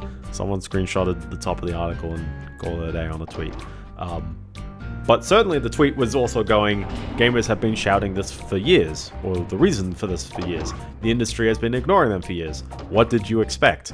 And a part of me is like, yeah, like I've personally been left behind. I'm not in the US, so I'm not part of the study, and also it doesn't include mobile games. I'd probably claim no. I don't think it is. I think it'd be considering console games, but yeah. Hi there. Oh, well, if it isn't that darling boy and girl, what kept you so long? I'm rather tired of waiting. Not saying goodbyes. This time I really am going to be as serious can be. I might get my butt kicked. We'll see. I can enter the Colosseum fights if I really need to now, I guess. But I'm hoping that this is a fight that I can at least beat. We're dealing with level 48. It's up there, but it's not, like, so up there.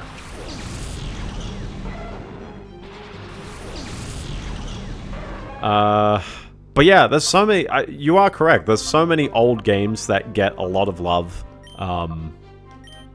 and I think rightly so, you know, when we talk about games that are 10 years old, and it's like, oh, you know, like, is a 10-year-old game going to, like, get played? It's like, yeah, like, people are looking at any game that really came out in the late PS3. Like, we talk about Borderlands 1, or Skyrim, you know, like, those games, there's a lot of indie games that get a lot of love in short bursts. I think everyone really hyped, you know, Silk Song for a while. And honestly, when Silk Song came out, suddenly Hollow Knight itself made a lot of sales out of nowhere. So that was good fun. But I think the point is, like, yeah, like, there's a lot of new games that cost a lot,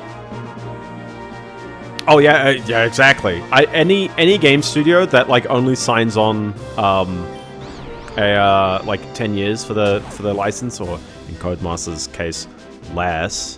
Why? They're like, oh, sorry, we can't sell Grid 2019 anymore. It's like, it's too old. Oh, okay.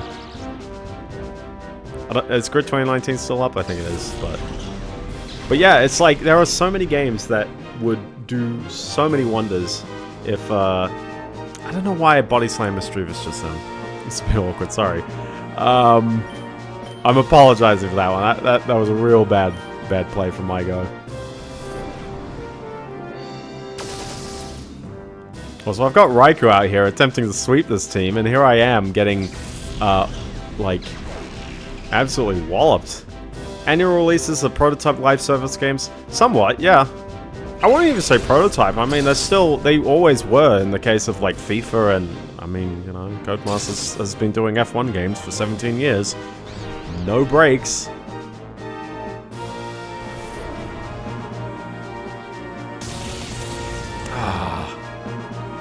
Mischievous isn't even that amazing, but it's like, I'm just getting caught out here.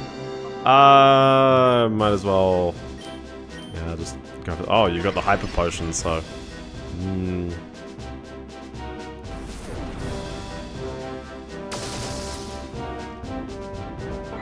This is a really awkward fight, ain't it?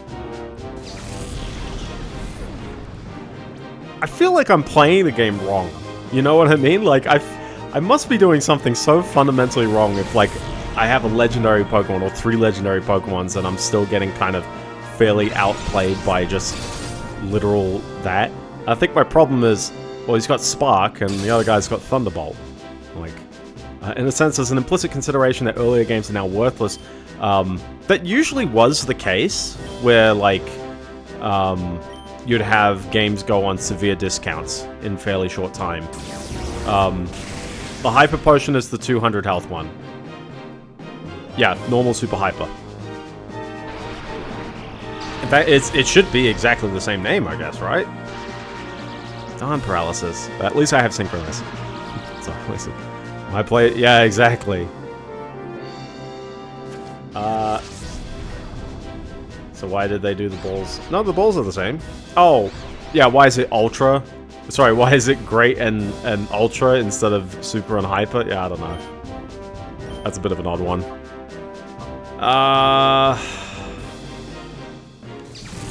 Gosh, really just bulking through this fight, aren't we?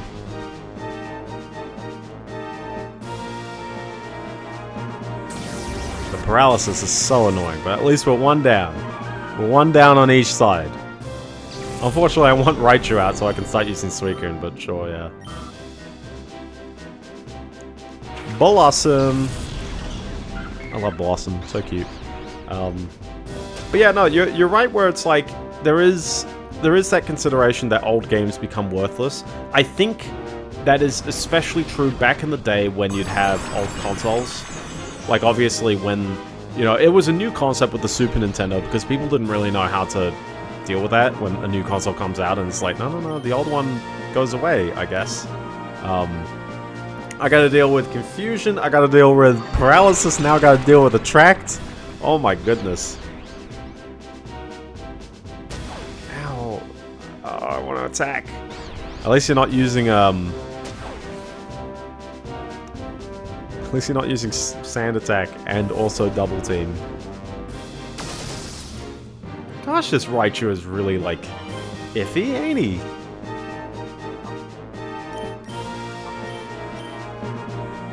Yeah, Sludge Bomb's gonna be a bit of a killer. I'm your Venus. Hey, that was the tweet. That was the tweet. I put that in the tweet for the VOD.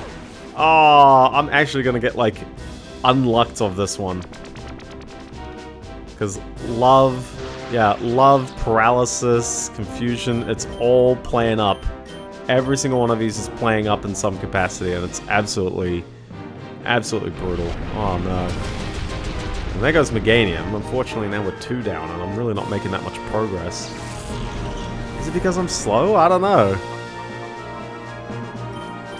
We're talking about old games being obsolete. I think part of the reason that we always had this concept is because when a new console came out, the new console wouldn't support the old game. I mean, sometimes you have backwards compatibility that's sometimes available, but you know what I mean? It's like, oh, you know, like the GameCube got dropped fairly quick. Every game was now on the Wii because everyone bought a Wii. Like, that was how this plays.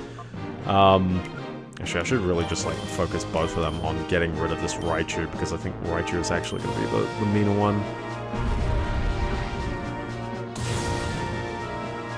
Does the Raichu have static? No. Yeah. I know the Blossom is kind of mean with Sludge Bomb here, but...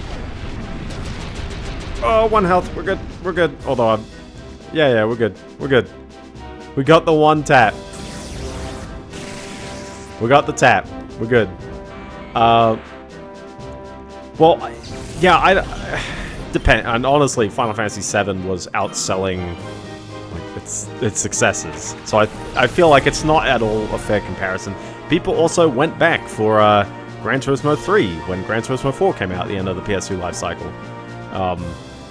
Definitely, annual franchise games are like that, and I think that's the fundamental, is that different games treat themselves as superseding other ones. Obviously, why buy Wii Fit when you can buy Wii Fit Plus? Why buy, you know, Phantasy Star Online Episode 1 and 2 when you can buy Phantasy Star Online Episode 1 and 2 Plus on the GameCube or something like that, you know? Okay, let's just get Entei. Take this boy out.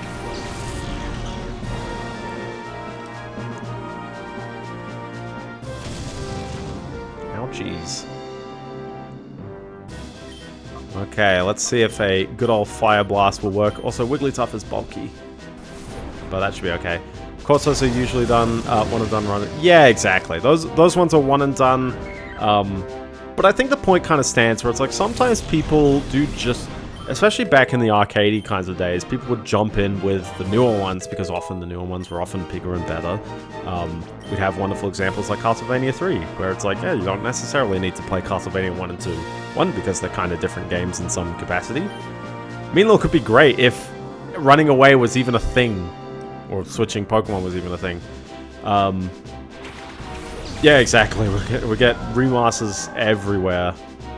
Milotic is also bulky as, and this one might actually be very mean, but listen, we'll revive Raikou if this is not playing out right. Yeah, that's a secret trick. A secret trick is to sell your game on Epic, or give away your game on Epic, so that you can sell it on Steam for more. It's actually very curious that, I guess. I mean, Steam is such a tremendous site because it has this weird staying potential that so many other sites don't.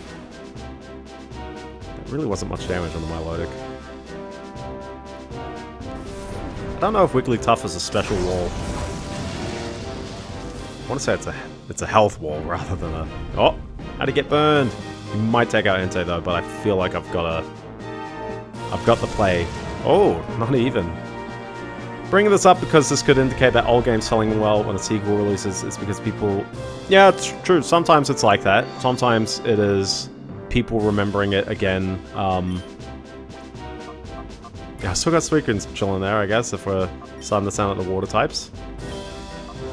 We could probably have a go at that, yeah. Let's see if Milotic's fast, dang.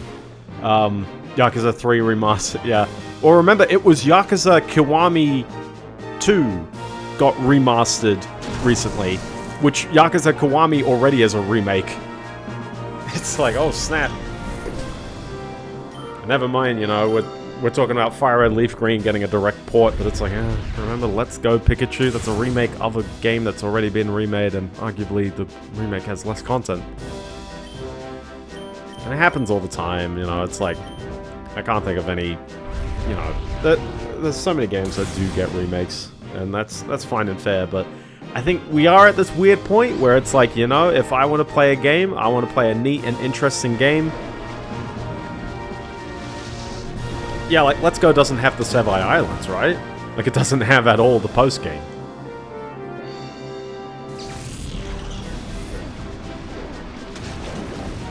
Umbreon is bulky as, so at least it's that. And you know what's great about Suicune? I've got Aurora Beam. Saddens me as I didn't really... That saddens me, I'll tell you that. What do you mean you didn't like them? They're great.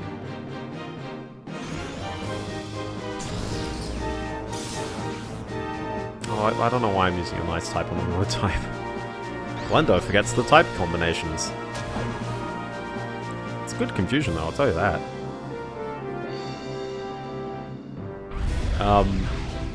I consider them remakes though, in the sense like that, or like a very enhanced port, because obviously they're not changing up, you know, the game that much. Obviously it's got the 4th gen mechanics in, but they really did keep a lot of the 2nd gen stuff quite similar.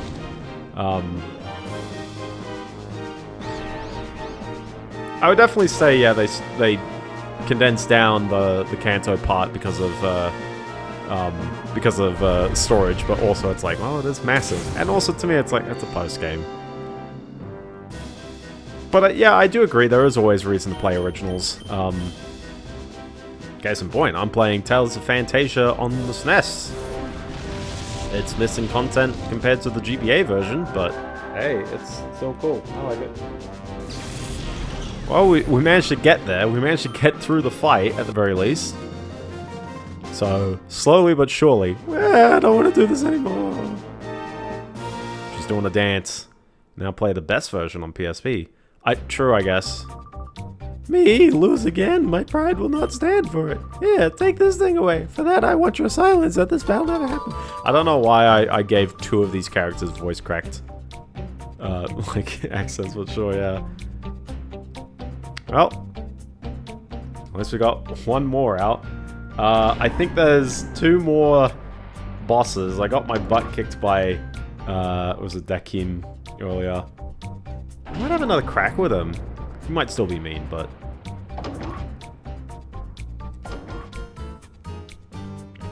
Yeah, true. And honestly as well, I feel like some of the gold, silver post-game, you know, like, you blitz through those gyms. It's like... I feel like part of the charm of the 2nd gen one is that kind of power fantasy where it's like you go back and obviously they've got stronger Pokemon, so it's not an absolute pushover. But it really is like, you've been in the league. The league is way harder than the gym challenge of Kanto. So you're just there to like sweep up. You're there to like annihilate what, you know, what they have. And it's like, oh, it's cruel for them, but it's fun for you. Okay, a part of me is very curious about like what I use against because what did he have at first? Fortress and Flygon, didn't he? He started the fight with us. Fortress is like, I want to send out Entei first, I guess. Get that fire type going in there. It is Fet News time because yeah, that was it. That was all my headlines. I know I saved, but I'm instinctively doing it again. Isn't it weird the music changes between those 2 parts as well? And before you mention, what was it? Not Stage Dive, what's the Red Octane game? I'm not too sure, the name is a bit of a weird one. I feel like Stage Rock, was it Stage Rock? No, it was a different one. But it kind of feels like a bit of a generic name. I wonder if they might change it. But, hey, listen, I'm down for another official 5-fret guitar, plastic guitar playing game. Gosh, you can't even fit in the Travelator. It's probably too big. Stage Tour, yeah. Yeah, Stage Tour, it's like, I get what they're going for, but it's like, it doesn't scream out to me. Also, it was Claydol.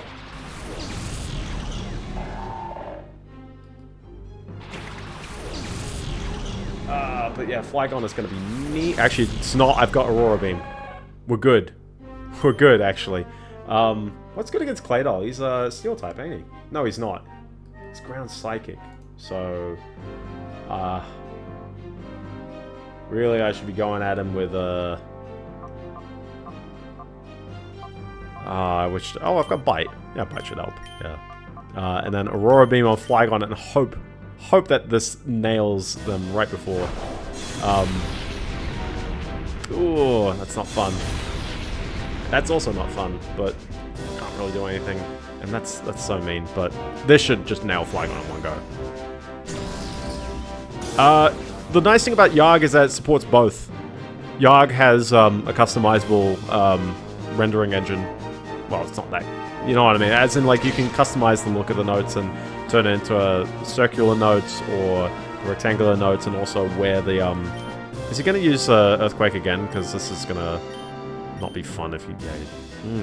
Because I'm gonna want this for Fortress. I'm gonna want Entei for Fortress. Well, yeah. Honestly, I feel like they literally started with the same source code. Because I mean, it's open source. You might as well. It's a bit mean, but sure, okay, whatever. We'll send out Umbreon. It is a bit of a weird one, but on the other hand, it's like, well, they can get an officially licensed soundtrack, and hopefully a bit of extra effort on the charting. I feel like that, if anything as well, a bunch of the people who are making the game love charting, and they're great charters, and they're you know, like, it'd be a bit of a shame to, oh yeah, see, this Claybal's got Earthquake. I'm gonna get absolutely annihilated either way. Also, does that mean Suicune's dead already?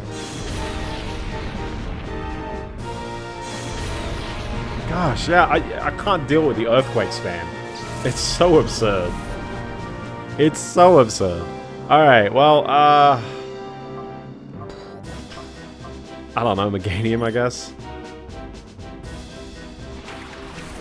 Get some Razor Leafs out just to clear the air a bit. Let's get this Claydol out of the way, because he is a stronger damage dealer. And Fortress is going to do Fortress things.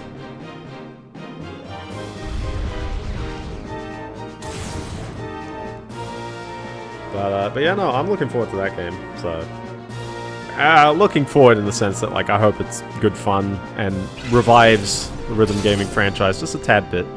The nice thing as well is that I feel like making a game like that and not worrying about the actual peripherals, because that's the thing, that is such an added cost with the logistics of Guitar Hero and Rock Band, is having to, like, work with companies, make the peripherals, and then ship them all out, and hope that, like, you know, I hope that they arrive in Australia by the time that Rock Band 2 comes out, or else you'll never be able to... Actually, that was... I don't know why Rock Band 2 wasn't even released in Australia. Ah, dang it. I wanted to get Whiscash this turn. Razorleaf's not going to do that much, but then again, neither is anything.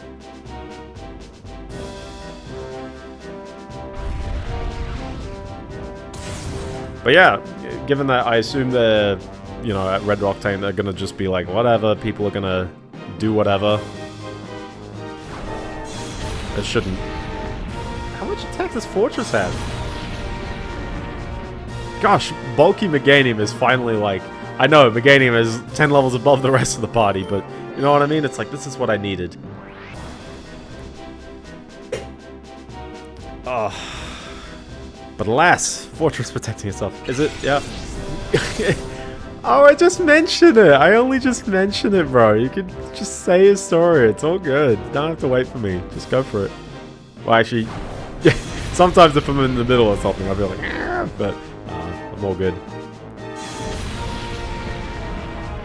Remember when I said this would be a 6-stream game? And I was very preemptive, but oh, come on.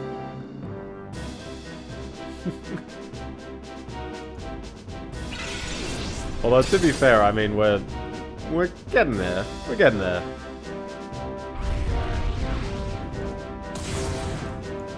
Because most of the other fights aren't actually that aggressive, I think, until you get to the boss, and then it is aggressive again. And there goes Umbreon. Alas, Umbreon, I knew thee well. Am I down to my last Pokemon? I've got Raikou, but I don't have a particular, I guess, call-out need for Raikou just yet, but... we still got one to go after this. Sup, Tom? How you doing? We still got, yeah, we still got one more after this, so... This is a somewhat awkward position, but that's okay. What is... I always keep asking myself when I'm about to use Psychic, and then I go, wait, nope, don't use Psychic. But I have to. To be fair, I guess he is a physical wall and not a special wall. I can't get anything past this Whiscash. The Protect spam is ridiculous. And he's already burnt 2 Hyper Potions. Oh, okay. Yeah, he is a physical wall, not a special wall, so I guess that plays out nicely for me, I guess. He's got 1 more, it's Houndoom. Houndoom means, I can't use Psychic, I guess. But I don't believe he has a Dark-type attack, so I'm safe from that matter. Unfortunately,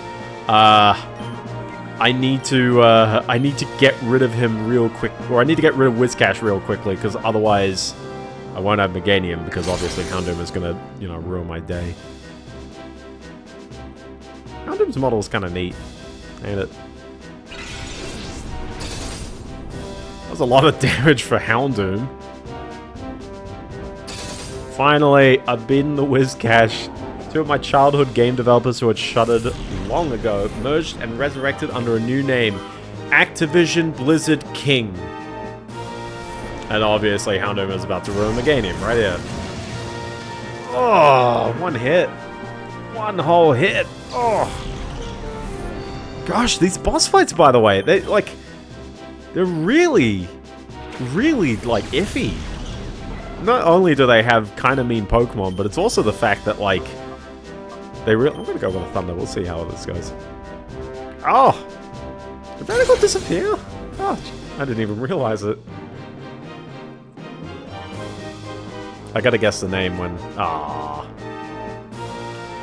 I know Radical. Oh, I gotta tell you about some blue screen stories in a bit, but I'll let you finish the thing. I'll just use quick attack. This is a lame way to end any fight. But if oh, he's fallen through him. Oh no. Oh no. That was a bit of a weird one. I completely get why, but that was a bit of a weird looking one. They didn't playtest the Pokemon moving backwards into the trainer. Put the trainer off to the side when you have 1 Pokemon left. Please. You know that's gonna happen. In all the time I've been battling, my only losses came at the hands of Master Nascor and you. Now take this. It's your passport to terror and despair. If you're thinking of turning back, now's the time to do it. Go on home to mommy. Okay, apparently he can fit in the Travelator. He is a big guy. Are you? Hothead, I don't know the name off the top of my head. My hothead, if you will. Alright, 3 out of 4. Unfortunately, I think I don't know if the last one is the strongest. I think it might be. Oh. It's the strongest by level, but I actually don't think it might be the meanest in terms of typing. But we'll see.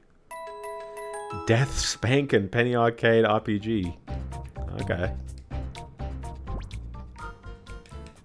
So I say this even though we've got a rando in the way, so I'll have to catch him first. Catch him? Catch the Pokemon that he's clearly holding on to.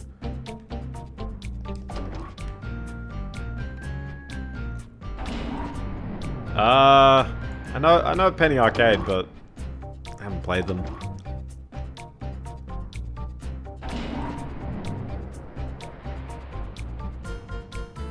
Well, they're cool. They merged with Radical. Although a part of me does wonder about the personnel, like how many of them are actually still the same from, you know, the 2000s. Arton. He's got the Delibird and he's got the Piloswine. These are 2 very classic second gens. I like them.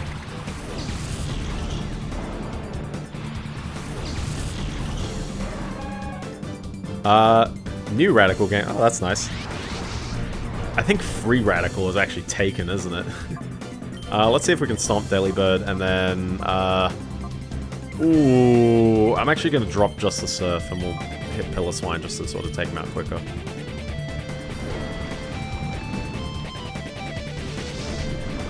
I could use Fire Blast. I just went with Stomper. Yeah, I thought Surf would deal a lot of damage. Radical Entertainment co-founder Ian Wilkinson is behind this latest venture, who served as the company's CEO, is joined by COO Tim Benison, who worked at Radical Entertainment with several roles between 1995 and 2009. Oh, so they merged two companies they both worked at. Okay. That's a fairly logical move as well.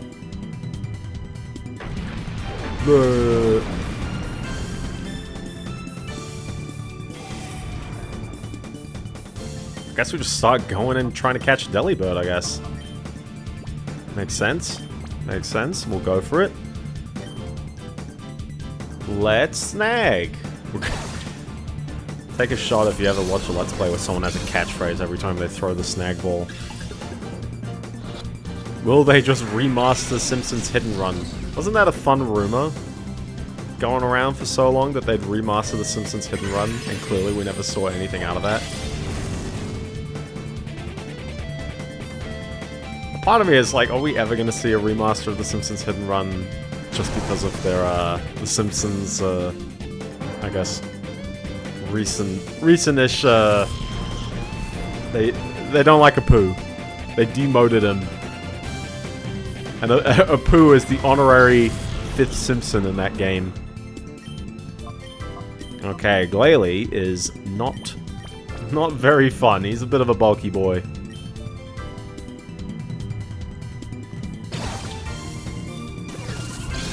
I would like this Delibird though. I would like every Shadow Pokemon actually. That's kind of the point of why I'm catching every single one of them. But he is a 45 on the catch rate. What's Sunflora? Just for reference. 120. I knew Sunflora would be an easier one. Oh, of course he's got Earthquake. Heartbreaking news. Oh no, not another death. I can't deal with another death.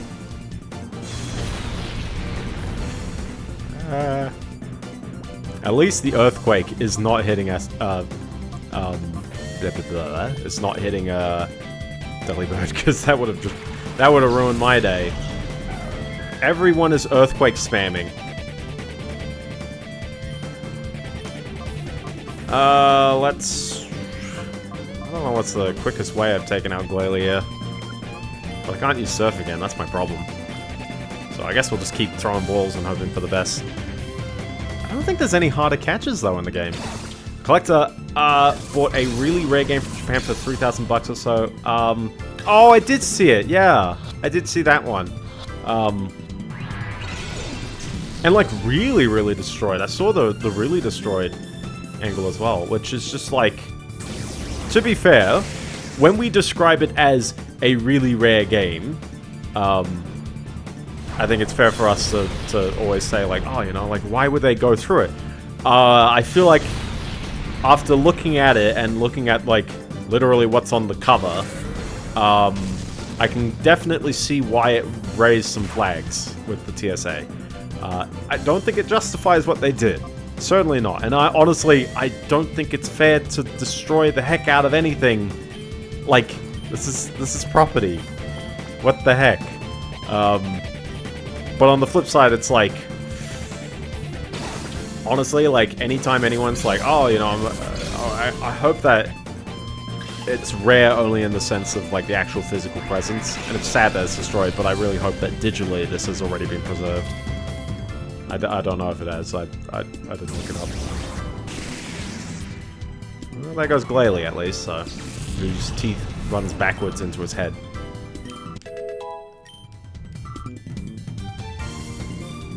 Got a present for ya. Ouch. Okay. I really don't have a move that could, like, actually deal less damage, right? The very first or maybe I could actually, if Surf dealt... Maybe Aurora Beam actually would deal less. Because does Ice deal less damage against Ice? I think it does. It doesn't. Okay. Maybe Gust, ironically, could do a little bit. First prototype release of Tsukihime, released in December 99 at an indie convention. Crazy rare. Oh, jeez.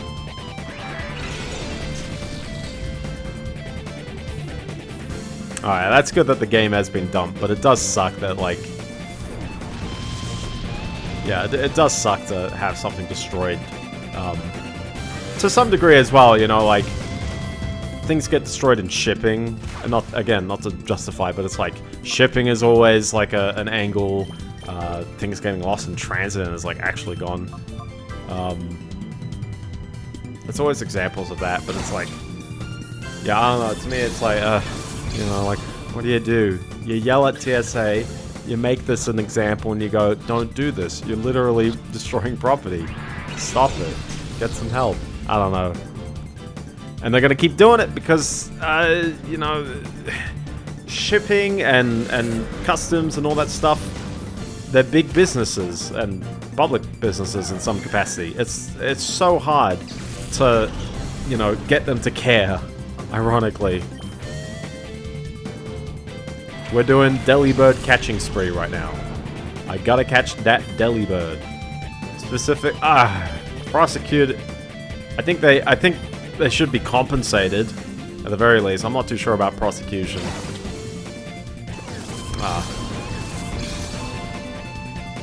Stage tour. I do want to play, is there a plastic rhythm game I want to play? Honestly, I'm going to probably play Guitar Hero War of the Rock when the Wii rollout happens in, allegedly 2 weeks.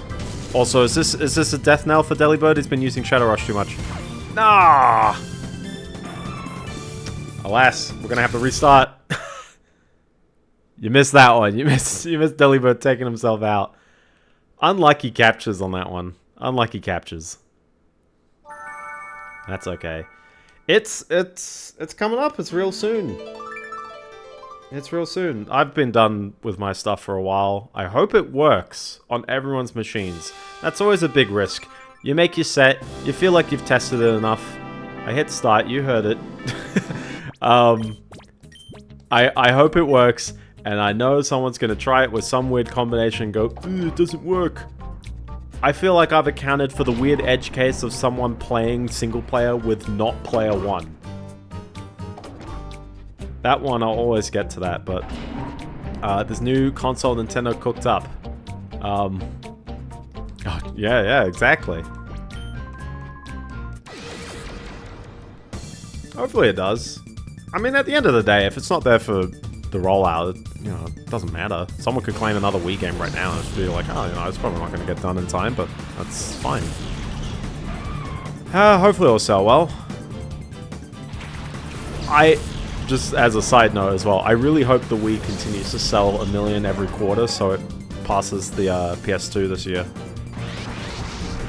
Did I say the Wii? The Switch. I think I said the Switch. Anyway, let's fire past that pillar swine. Let's get them out of the way early. 2 cool dev companies died merged.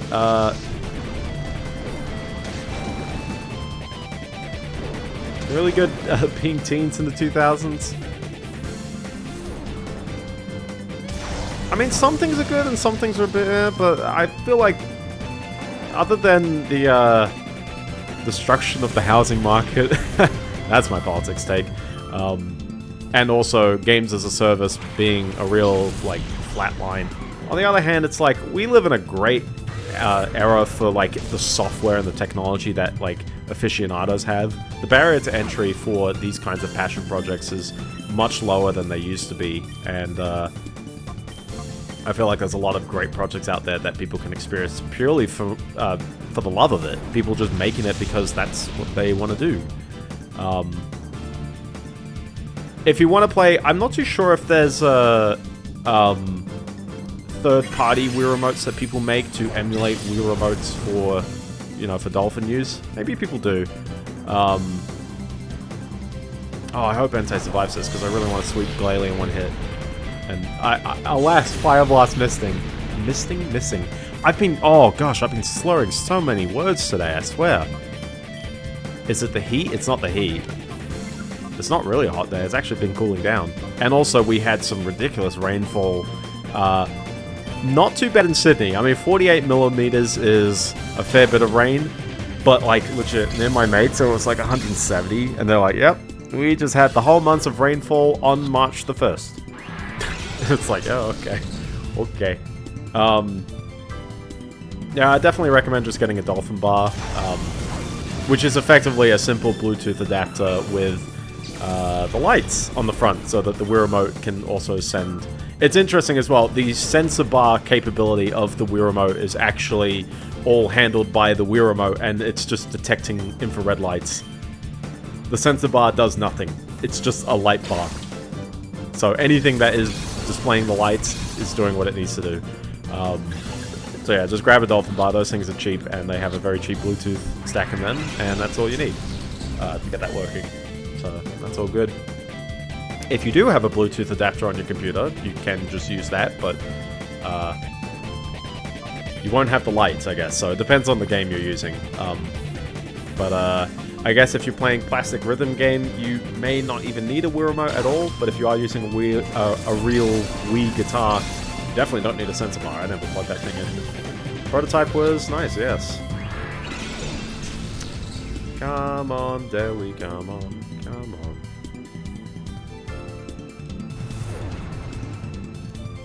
Yeah, Hit and Run, I've contemplated playing it, but I'm not too sure if it's, like...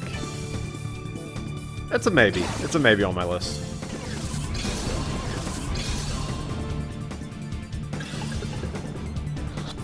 One day I will play an Assassin's Creed.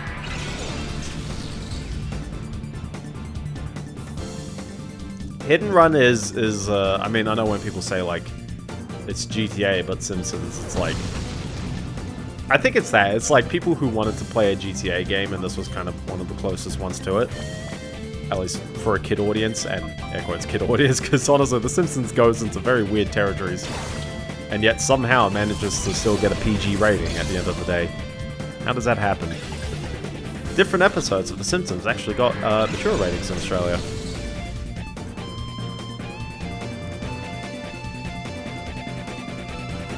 I was gonna say, I'm pretty sure most Simpsons games are actually kind of garbage.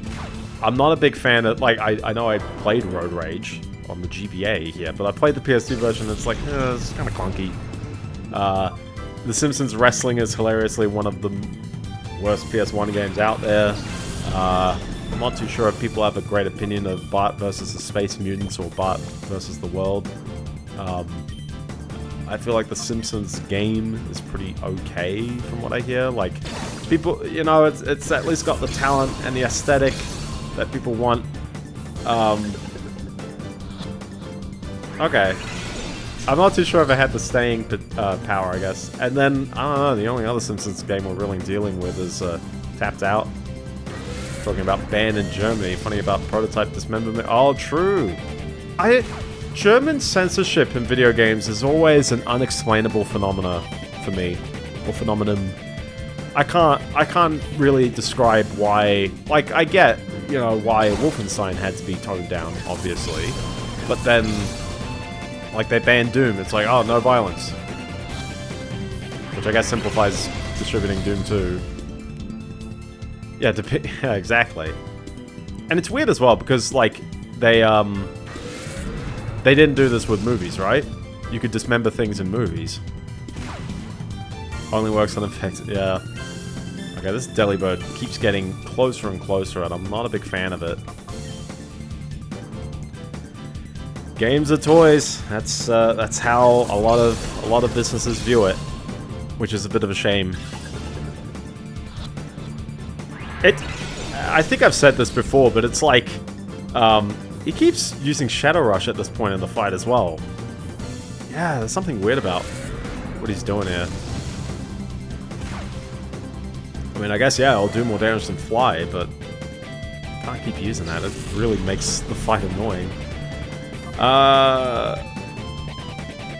But yeah, like, I think I've said this before, but it's like, when people say, oh, games, like, are games art or are they toys? It's like, to me, board games are art. Any game is an artistic form. Obviously, they serve a different purpose. They might be purely for, like, you know, maybe more for entertainment rather than for saying something, you know, profound and meaningful. Although they still can. But ultimately, to me, it's like, is entertainment not a form of art? All entertainment is art, effectively. And art can be more than just entertaining, but entertainment should be somewhat in that umbrella, I feel. So that's why I go with that, and therefore it should all be the same. We should treat board games generally the same, because obviously people will make very artistic movies, and they're obviously meant for commercial purposes, so it's like, well, you know, I wouldn't argue the commercial aspect to really change the equation either. Yeah, we all agree, but yeah, I don't know. I don't know how, I guess it depends on who we're talking about and what really are their beliefs, because I mean, when you're part of a government board or something like that, you usually vote in a collective, and then your individual nuanced opinions just don't seem to manifest through. Gosh, this Delibird is really, really temperamental, ain't he? Like, yeah, a 45 catch rate is on the lower side, but I call Raikou in the Pokeball, so I don't know, man. And also, that's an 11% chance on full health. I feel like at this point it should at least be like, you work as a customer, well, maybe. I don't know. I don't think that's not apples for apples, because this guy is judging a game based on its cover. He sees this weird item in the bag and is doing something rather impulsively. Oh, we finally got that Delibird. Ooh, I shouldn't have battled. So will we be able to break free of... Where do they go? They just disappear.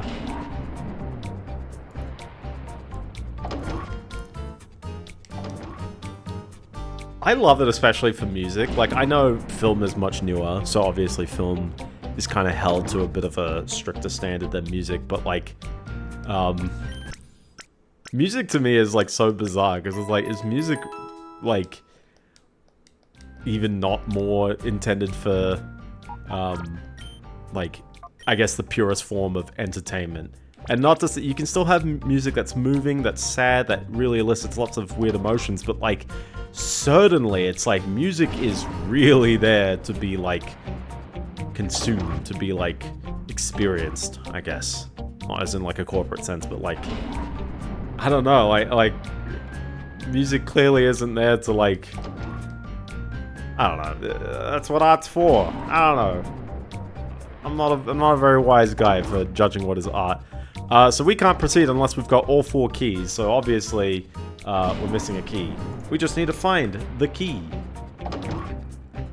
who is very awkwardly rather far away. I don't know why. Look at him, it's this guy. We haven't even fought him yet. So you have come, hand in hand, like a handy couple on an aimless stroll. Well, let me inform you, this is no picnic. You will never defeat me with such a frivolous mind. What? Okay. I wonder if there was like a cut dungeon, because we seem to fight everyone else in some dungeon, but not this guy. A pelican! Yeah, I have to differentiate between 2 things, Nazi symbolism and other stuff like... Yeah, exactly. Oh, dang it, I thought I had Raikou out front. I hope Raikou doesn't get annihilated by an earthquake attack or something. Hopefully Surf will just sweep this right on.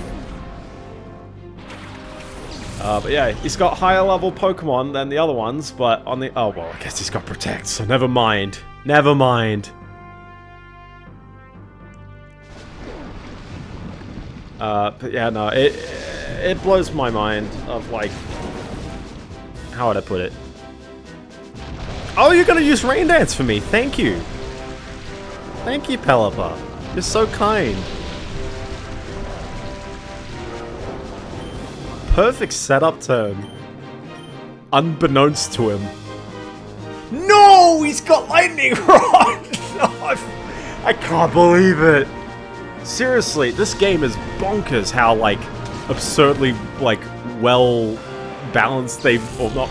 How would I put it? They've built teams that work!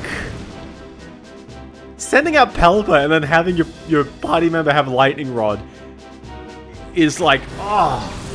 Does Manectric have Lightning Rod? I think Manectric also has Lightning Rod. I'm going to continue to be screwed on this one. Ah. Gosh.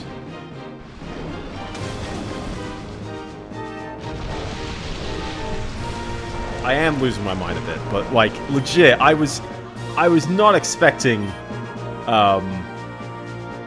Honestly, yeah, I don't know, man. Maybe we just actually take out Pelipper the old-fashioned way. Yeah, just hit him with the Aurora Beam. Ice on water type again. I don't know what I'm doing here. And then worst part, he's got Rain Dance Thunder set up, so it's kind of awkward. This is rather awkward. Again, he would do alright as long as I could take him out quickly. So, I don't know, maybe Espeon's probably the best bet. Just bulk it up a bit.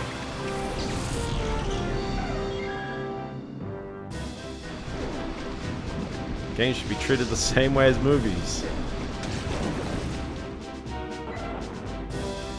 Oh, gosh. I can't believe I got bit out by Lightning Rod. Ah. Oh. That really hurt. That really hurt on the inside, having that happen. Seriously, my soul has been shaken. My soul has been absolutely rocked by that. Gosh. I'll get over it at some point. Let's really take out Pelipper, because Pelipper's just going to continue to be annoying for setting up Rain Dance for everyone. There's an actual agency in Germany for rating games, the USK, the famed USK. There's a lot of USK ratings on Australian releases of video games, and I can't explain why. On the disc in particular. The PEGI rating's not always there. Crobat with the mono tooth. Alright, Thunder will be a bit mean still, but as long as I can maybe get to. No, you know what? You know what? Nah. We're not risking it. We're not risking it. This is a Hyper Potion moment.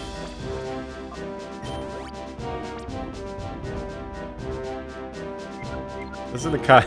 I can't undo my turn, but that's fine. Because I was gonna say Crobat 1 is gonna move first, and 2, everything in this game has Protect. Oh my goodness.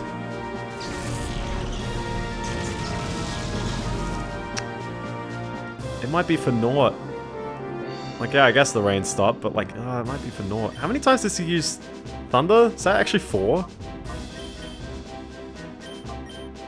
Oh, I am faster than Crobat. I would have thought Crobat was faster than me. Yeah, Australia's got the famous rating board that's banned so many games. Unfortunately, I don't think this is gonna be good, but aha, for reference. Ouch!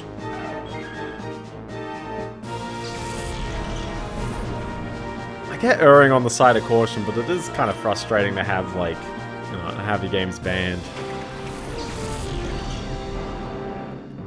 And there was obviously the kind of false, I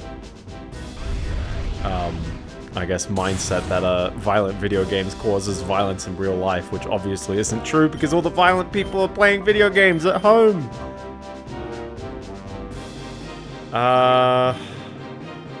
Oh, we'll keep using that. There we go. Ah! Why does everyone have Protect? Why? Yeah, but at least Flat Earthers have a point. Some older decisions were quite ridiculous. Yeah, exactly. It's not a good point, mind you. I'm gonna keep hitting. Yeah, I was like, I'm gonna keep hitting Manectric because he's not gonna use. He's not gonna use Protect.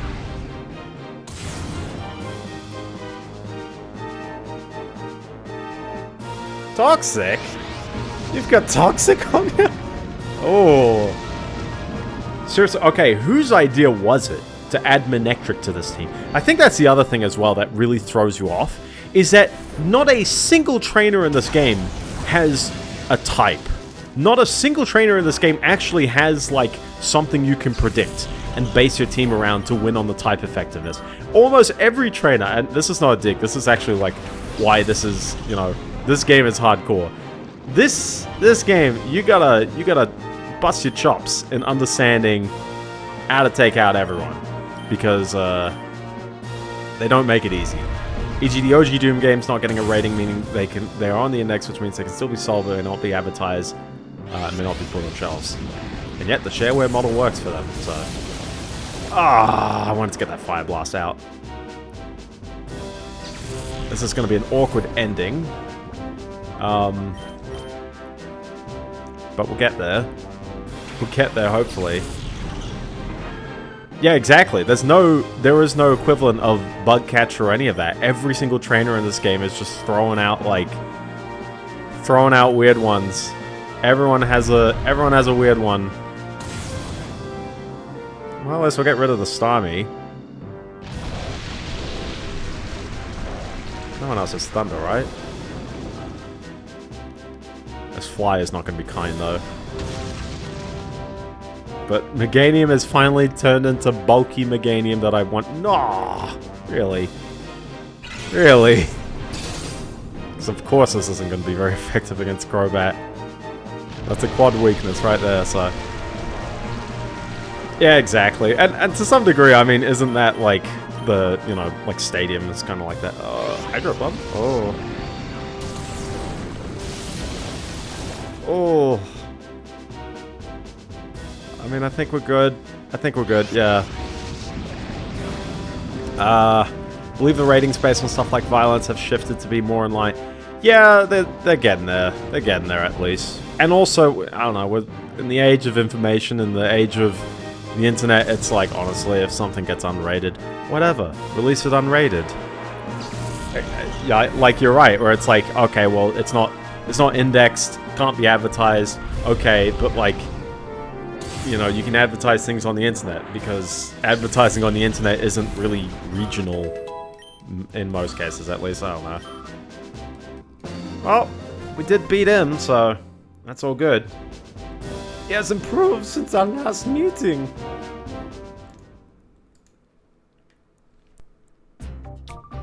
It is a shame that you oppose this. Here, use this scorn and open the door with it.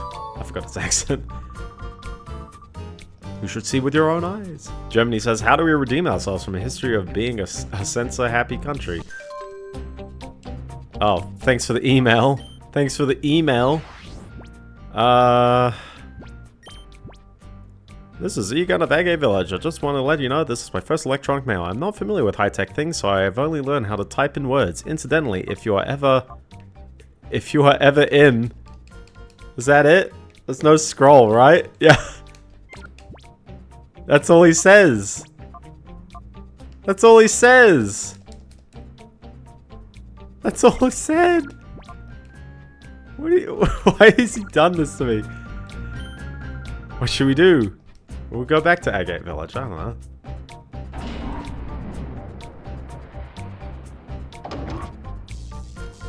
You can get emails, but given that's only my 4th email, and this is, you know, the last dungeon of the game. Although there's still more after this, and obviously we're not going to get this done in this stream, but gameplay only sometimes got in trouble, e.g. when you commit unnecessary violence. Yeah, there's a lot of weird ones, and weird edge cases like that. Yeah, Postal 2. Postal 2 is always the famous one. And Postal 2 is a great one because, like, there is no incentive for killing random people. GTA, it really does accidentally happen quite a lot of the time, but Postal is like, nah, man, you're going out of your way to hit regular people. And sometimes they do annoy you, but you can't do it all the time, so... we're not going to end the stream just yet, though. There's still one more Pokemon to go. But we'll go back to Agate Village just to see what's going on. So violence against random people, but there isn't an incentive. The other part. Here we go. So back to Agate. Or should it be Agate?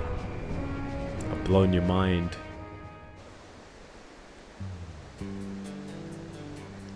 This was the guy all the way back up the... Not the guy chilling in front of the house. I did not ask for this, but sure, okay. Am I gonna get my butt kicked by... This guy? This is in the 40s. I can handle it, but this is in the 40s. Nazi symbol, yeah. Also, isn't it fun doing a fight in Agate Village? Like, where's this massive bit of, you know, GM flat grass going on here?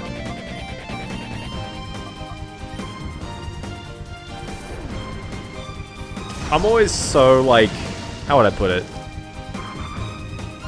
Nazi symbols and other symbols, like specific songs and stuff, are banned.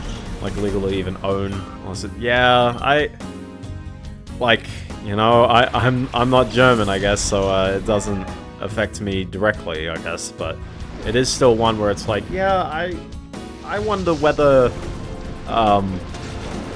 you know, the fix, I guess, the fix for that is for people to know, like, what it's about, so they can obviously tell what they're doing is not gonna, you know, what, like, so that they can tell that they're going down the path of destruction, that kind of stuff. Because obviously it's like, well, they didn't win, so they did stuff wrong, and also it's wrong in many ways. Yeah, unless it's for educational purposes, it's not allowed, so... I believe they had to do a lot of ums and ers about it for Doom 3 BFG, which includes Doom 2, which includes the Wolfenstein bonus levels. So all the... actually, that one, they released the changes were worldwide, so... The SS soldiers were all using the grunt like sound effects and sprites, even though they had bigger hitboxes and more health, and it was really weird looking. And for the walls, they just extended the wall textures so it didn't have the swastikas and the Hitler paintings.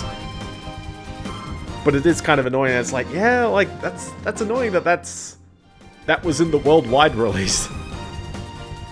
They fixed it for the Doom 1 plus Doom 2 release, though. Which I played through, and hopefully no one complained. Hold on. Wait a minute. Hopefully no one in Germany took offense to that one. That's just the game. A 30-year-old game. Someone built a laboratory out in the desert. Oh, does that tell me about that place? Alright, old man.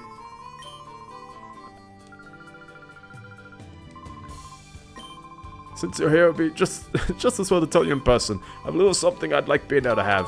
Please don't, not a time flute. Oh! Okay. We're not using the Master Ball, by the way. One, because I don't actually think there's really any better use for it. Where did he come up with the Master Ball? I don't know. Yeah, the Buddha swastika, yeah.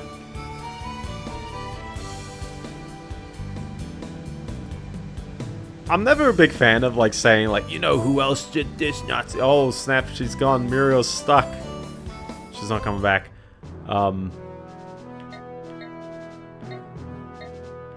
Yeah, it is an interesting, and it's weird as well, because, like, as you said, movies got away with depicting it when it's the bad guys. Wolfenstein, clearly, it's, like, you're playing a guy, an American, escaping the confines of, you know, an exaggerated Gothic castle owned by Nazis that, you know, they're doing everything. They're raising the dead. They're building robots. It's like all this crazy, you know, like they're doing everything in there. In this case, though, it's supposedly the same country trying to avoid being... I mean, the easiest way to, like, avoid it is just literally, like, don't do it again. I feel like there's a famous one. Not the famous one, but it's like, I know it's serious topics as I mentioned it, but it's like, when a lot of people idolize Japan, and not to rip on Japan, but, like, legit, like, Japan was, like, one of the most, like, warmongering countries for a long time, until we hit this modern era where no one really does it anymore. Do I have to go up to each of these and put them in one at a time? Ironically, they stopped doing it when an arguably more warmongering country showed up. And that's not to talk about recent events. That's to talk about, hey, it's the only country that managed to use nukes and get away with it.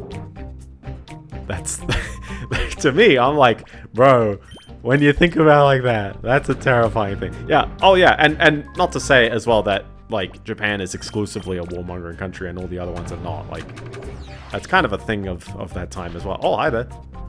Whoa, stop right there. I can't very well let you go any farther. Did I save right before this? I hope I did. I think I did.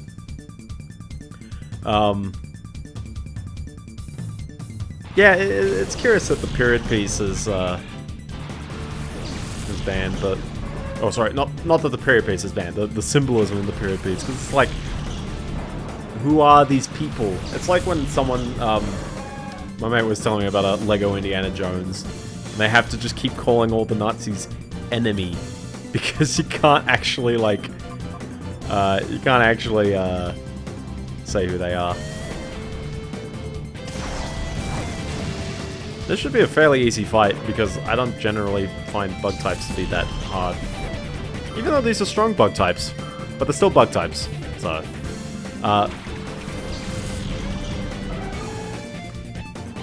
Oh my goodness, I love Heracross. I just think it's so awfully late game to catch a Heracross. If anything as well, as I'm trying to like just look ahead. I think there's oh wait, okay.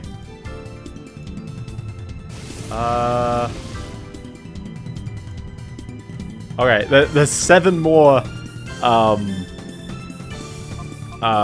there's 7 more oh, I can't use Gus on him. Will Surf take him out? Maybe.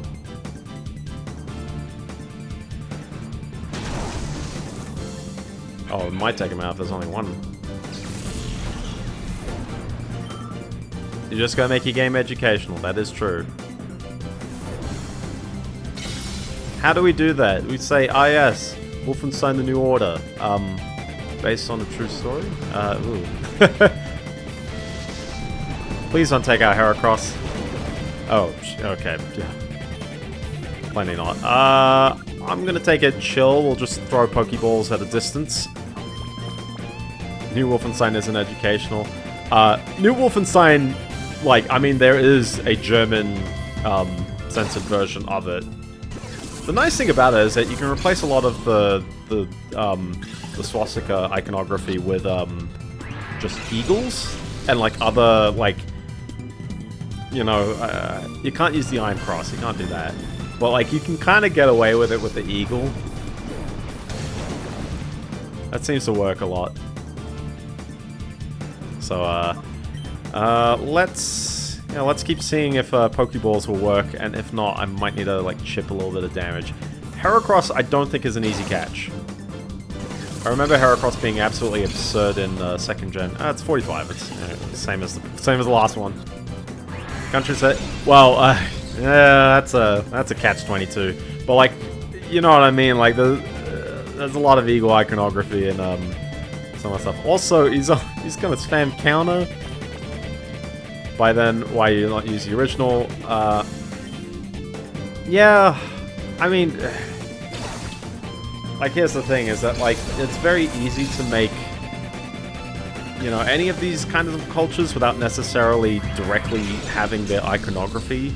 It's just as long as you've got some elements from them. Like, it's very easy to, you know, like, represent the Soviets by just literally having music. And then sometimes people will go, that's not Soviets, that's just the Cossacks. That's not the Soviets at all. But yeah, I agree with Eddie, where it's like, you know, at some point it's like, we're going through all this effort to not use the exact same symbolism just to end up at the same point, which is, we're putting them in a piece of entertainment that may or may not correspond to a period. Like, we're just depicting that they're there. Everyone loves revisionist history. Everyone loves, like, sorry, not revisionist. Everyone likes fictionalized revisionist history. Or not even revisionist. So if I go to that gate, by the way, I believe we continue on with the game, but I think that's a good place to hold it. We managed to get through everyone here. I fought Mirror B last week, but we got through a fair bit of stuff, so that's all good. How many Shadow Pokemon I catch? Only 3, right? Yeah. But there's 6 more. Oh, drop the news now. Drop the news now. We're at 2:30. It's at 11 o'clock. Drop the news now. Go quick.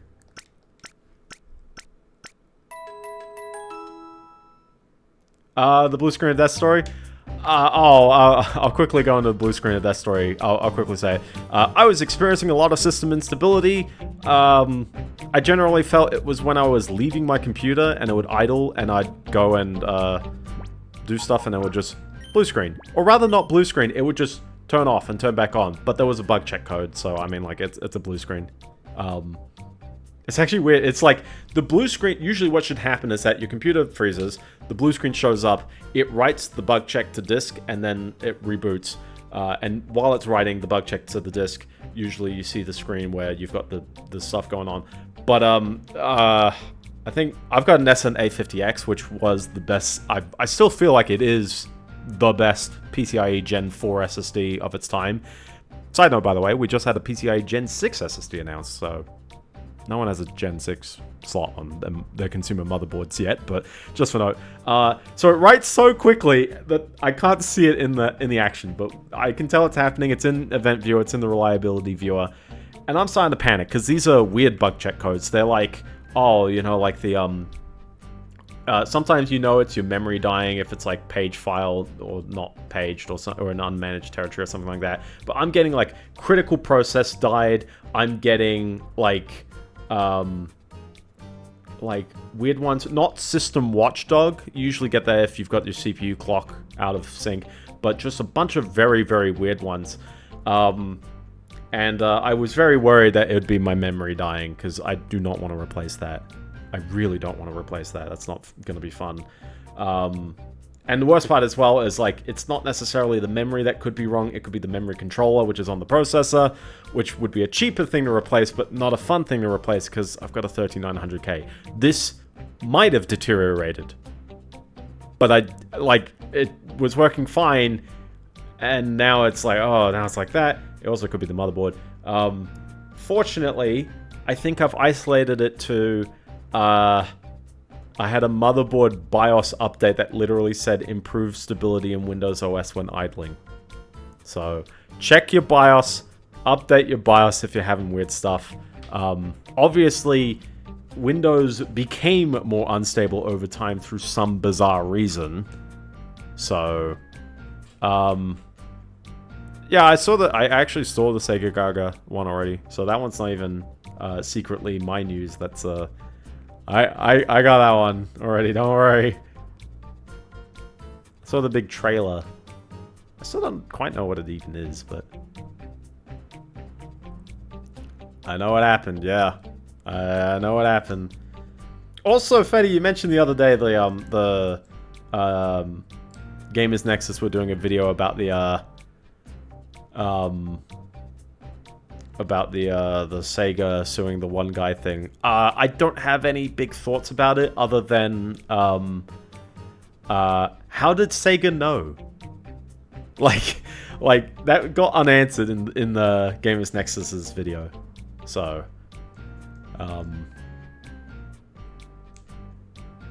yeah, but no, I watched it. Good interviews. Certainly highlights everything. I don't really have much to say, so I just recommend go watch it. Gamers Nexus, I rip on them sometimes. Not too often, though.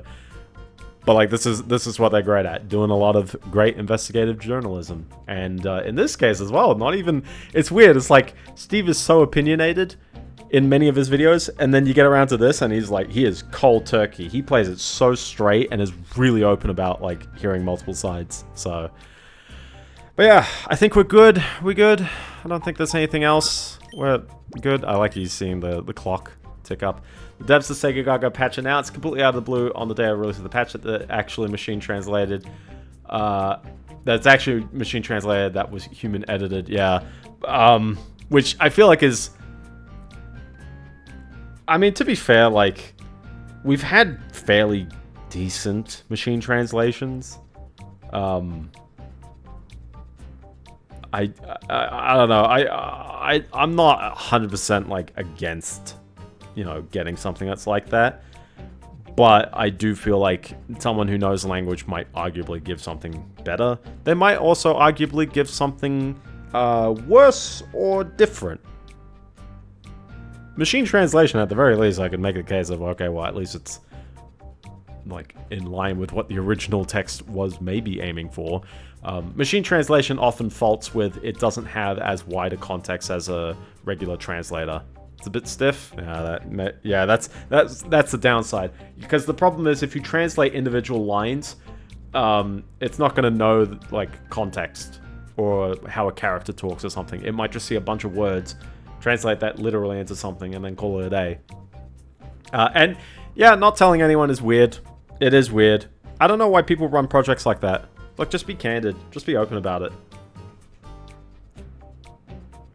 I don't know why translations are like closed doors anyways. Like, you should really have what's the one service that you can host that effectively lets you crowd collaborate on on translations of things. Usually for localizing things into other languages, like just changing lines of text into other ones. But it's like the whole point, like Minecraft is like that. If you want to translate Minecraft into another language, that's all open. And Clone Hero, yeah, Clone Hero does it as well, yeah. It's not what you would want for an official translation. Yeah, like, you know, I won't argue against it because it doesn't displace anything. It's not like, oh, someone did a Sega Gaga translation, now no one else can do it. It's like, we can do it again. It's just, yeah, a bit weird if you let on a project like that. A bad translation is worse than no translation if it were... Oh, okay. Maybe I can think of a very, very fine, like, thin example. But in a commercially released product, I get that more. In a fan patch, it's just a fan patch. There's famous fan translations for many things that have lots of curiosities and ad-libs and all that stuff. People are incentivized not to make... I wouldn't say that in the fan space.